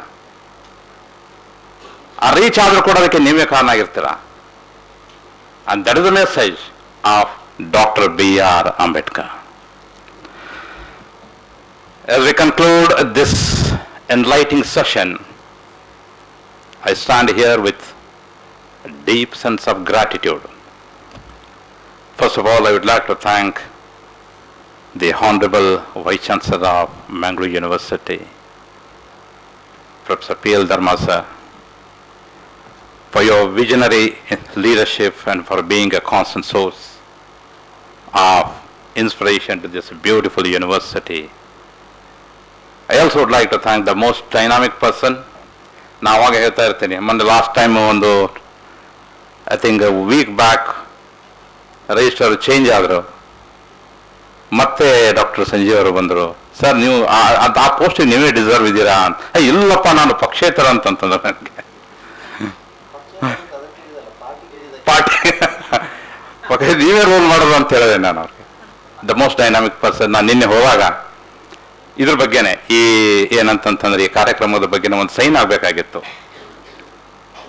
ಅವ್ರು ಅಲ್ಲಿ ಹೋಗ್ಬೇಕಾದ್ರೆ ಒಂದು ಡೋರ್ ಉಂಟಲ್ಲ, ಗ್ಲಾಸ್ ಉಂಟು, ಅವ್ರ ಜೊತೆಗೆ ಒಂದು ಸುಮಾರು ಜನ ಇದ್ದರು.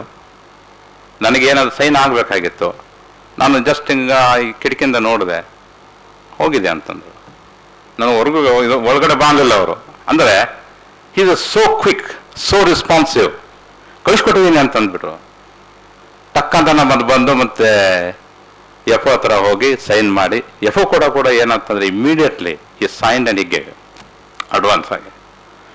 ಸೊ ಅವರಿಂದ ಕೂಡ ಈ ಏನಂತಂದ್ರೆ ರಿಜಿಸ್ಟರು ಮತ್ತು ಫೈನಾನ್ಸ್ ಆಫೀಸರು ಮತ್ತು ಕುಲಪತಿಗಳಿಂದ ಈ ಕಾರ್ಯಕ್ರಮವನ್ನು ನಡೆಸ್ತಾ ಇದ್ದೇವೆ. ಇದಕ್ಕಿಂತ ಮುಂಚೆ ಏನಂತಂತಂದರೆ ನಮಗೆ ತುಂಬ ಸಹಾಯ ಮಾಡಿದವರು ಯಾರು ಅಂತಂತಂದರೆ ಡಾಕ್ಟರ್ ಈ ಸಮಾಜ ಕಲ್ಯಾಣ ವತಿಯಿಂದ director of the Ambedkar study centre ಸಮಾಜ ಕಲ್ಯಾಣ doctor Sabir Ahmed Mulla is a KS officer. And ಅವರು ಒಂದು ಏನಂತಂದರೆ ಅನುದಾನದಿಂದ ಈ ಒಂದು ಪ್ರೋಗ್ರಾಮ್ ಮಾಡಲಿಕ್ಕೆ ನಮಗೆ ತುಂಬ ಅವಕಾಶ ಆಯಿತು. ಅವರು ಹೇಳಿದರು, ನಿಮಗೇನು ಬೇಕೋ ಹೇಳಿ, ನಾವು ಅದಕ್ಕೆ ರೆಡಿ ಇದ್ದೇವೆ. ಐ ಥಿಂಕ್ ನಾಗಪ್ಪಗೌಡರು ಮತ್ತು ನಮ್ಮ ಕುಲಪತಿಗಳು ಹೇಳ್ತಾ ಇದ್ರು ಏನಂತಂತಂದರೆ, ಸುಮಾರು ವರ್ಷದಿಂದ ಈ ಪ್ರೋಗ್ರಾಮ್ಗಳು ನೋಡಲೇ ಇಲ್ಲ ನಾವು, ಫಸ್ಟ್ ಟೈಮ್ ಅಂತ ಇಷ್ಟು ಚೆನ್ನಾಗಿ ಬರ್ತಾ ಇದೆ ಅಂತಂದು. ಅದಕ್ಕೆಲ್ಲ ನಾನು ಒಬ್ಬನೇ ಅಲ್ಲ, ನೀವೆಲ್ಲರೂ ಕೂಡ, ಹಾಗೆ ನಮ್ಮ ಆಡಳಿತ ವರ್ಗ ಕೂಡ ಅವರ ಸಪೋರ್ಟ್ದಿಂದ ಕೂಡ ಇದನ್ನು ನಾವು ಮಾಡಲಿಕ್ಕೊಂದು ಸಾಧ್ಯ ಆಗಿದೆ.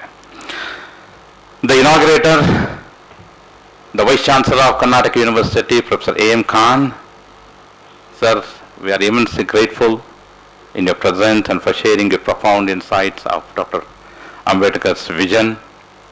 My very special thanks to the Finance Hankasu Adhikarigalu, Professor Sri Panchalinga Swami. I also would like to thank the resource persons, ಸಂಪನ್ಮೂಲ ವ್ಯಕ್ತಿಗಳು, professor Krishnaraj, professor M Krishnamurthy, doctor Shivakumar Akka IAS academy Bengaluru, professor Appagere Somashekhar, central university Kalaburagi, ಸುಮಾರು 16 ಗಂಟೆ ಅವರು travel ಮಾಡಿ ಇಲ್ಲಿ ಬಂದಿದ್ದಾರೆ. So grateful to you. And in presence ಇವತ್ತು ಮಧ್ಯಾಹ್ನ ಇನ್ನೊಂದು ಏನಂತಂದ್ರೆ ಉಪನ್ಯಾಸ ಆಗಬೇಕಾಗಿತ್ತು. ಡಾಕ್ಟರ್ SBM ಪ್ರಸಾದ್, ನಮ್ಮದೇ ಸಿಂಡಿಕೇಟ್ರು ಅಧಿಕಾರಿಗಳು, ಅವ್ರು ಯಾವುದೋ ಒಂದು ಕಾರಣಕ್ಕೆ ಅವ್ರು ಬರ್ಲಿಕ್ಕೆ ಆಗಲಿಲ್ಲ. ಅದಕ್ಕೆ ಟಕ್ಕಂತ ಏನಂತಂತಂದ್ರೆ ಒಂದು ಇಮಿಡಿಯೇಟ್ಲಿ ಬಂದಿದ್ದು ಪ್ರಶಾಂತ್ ನಾಯ್ಕ್ ಸರ್. ನಾನು ಇವರು ನಾಗಪ್ಪ ಸರ್ ಜೊತೆಗೆ ಏನಂತಂದರೆ ಡಿಸ್ಕಸ್ ಮಾಡಿದೆ, ಸರ್ ಯಾರು ಇಮಿಡಿಯೇಟ್ಲಿ ಕನ್ಕ್ಲೂಡ್ ಮಾಡೋ ಹೆಂಗೆ ಅಂತಂತ. ಇಲ್ಲ ಯಾರಾದರೂ ಪ್ರಶಾಂತ್ ಸರ್ ಮಾತಾಡ್ತಿದ್ರು, ಒಂದು 20 ಮಿನಿಟ್ಸ್ ಮಾತಾಡಿದೆ. ಹಿ ಇಸ್ ಇಂಪ್ರಾಂಪ್ಟಿವ್ ಸ್ಪೀಕರ್, ಅಂದರೆ ಸಡನ್ ಆಗಿ ವಿತಿನ್ ಹಾಫ್ ಆನ್ ಅವರ್ದಲ್ಲಿ he plan it and he will give the presentation. And that ability is having. Please give him a big round of applause.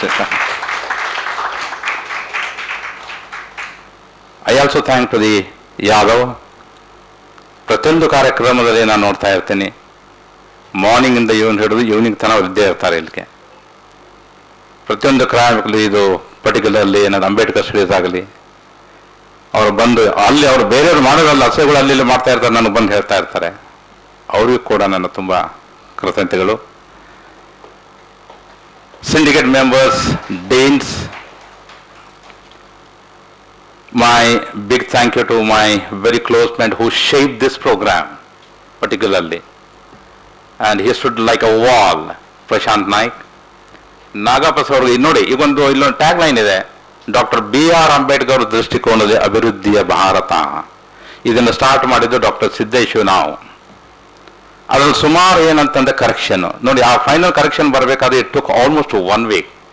ನಾನು ಎಲ್ಲರನ್ನು contact ಮಾಡ್ತಾ ಇದ್ದೆ, ಯಾಕಂದ್ರೆ ಕನ್ನಡ ಏನು ಡಿಪಾರ್ಟ್ಮೆಂಟ್ದವರು they will no that ಎಲ್ಲಿ ಕಾಮ ಕೊಡಬೇಕು, ಏನು ಕೊಡಬೇಕು.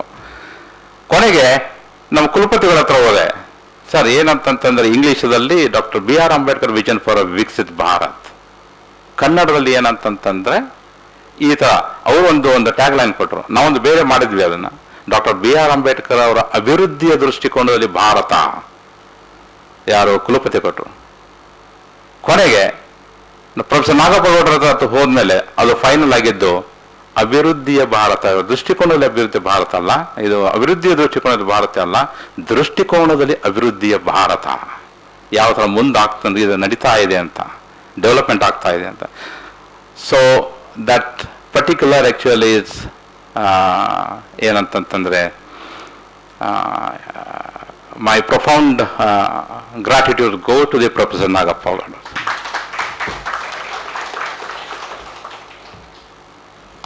My sincere thanks and a big thank you to my scholars. ಇಲ್ಲಿ ಡಾಕ್ಟರ್ ಅವಿನಾಶ್ ಇದ್ದಾರೆ, then Dr. Divakar is here, then Dr. Sushmita is there, Ramappa is here, Dr. Ramappa, Kumar ಇದ್ದಾರೆ, then Lokesh is here, Abhishek. I must big thank you to give the big cheerful thanks to actually the Kannada department.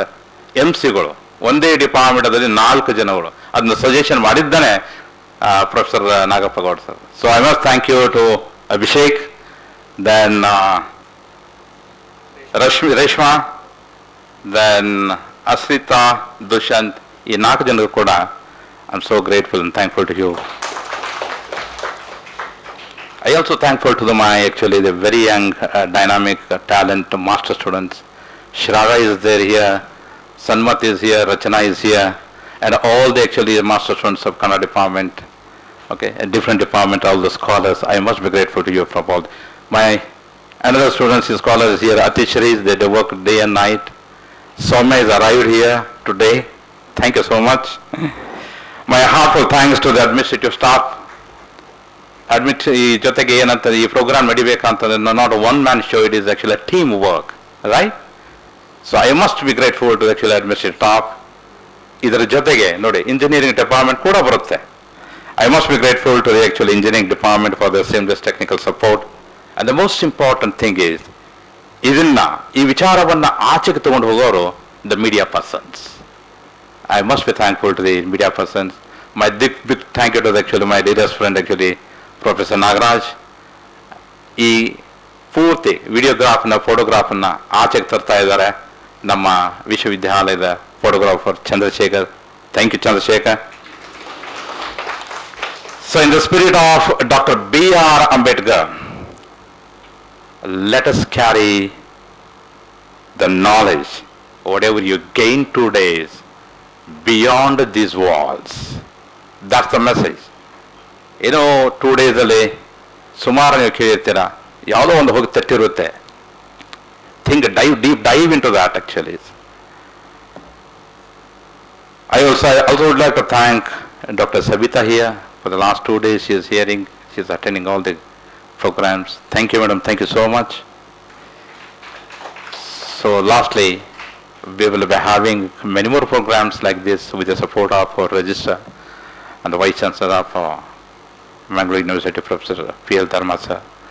Thank you one and all for making this program a grand success. Thank you.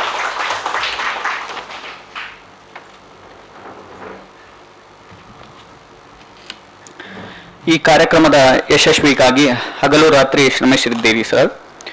ಧನ್ಯವಾದದ ನುಡಿಗಳನ್ನಾಡಿದ ನಿಮಗೂ ಕೂಡ ಧನ್ಯವಾದಗಳು.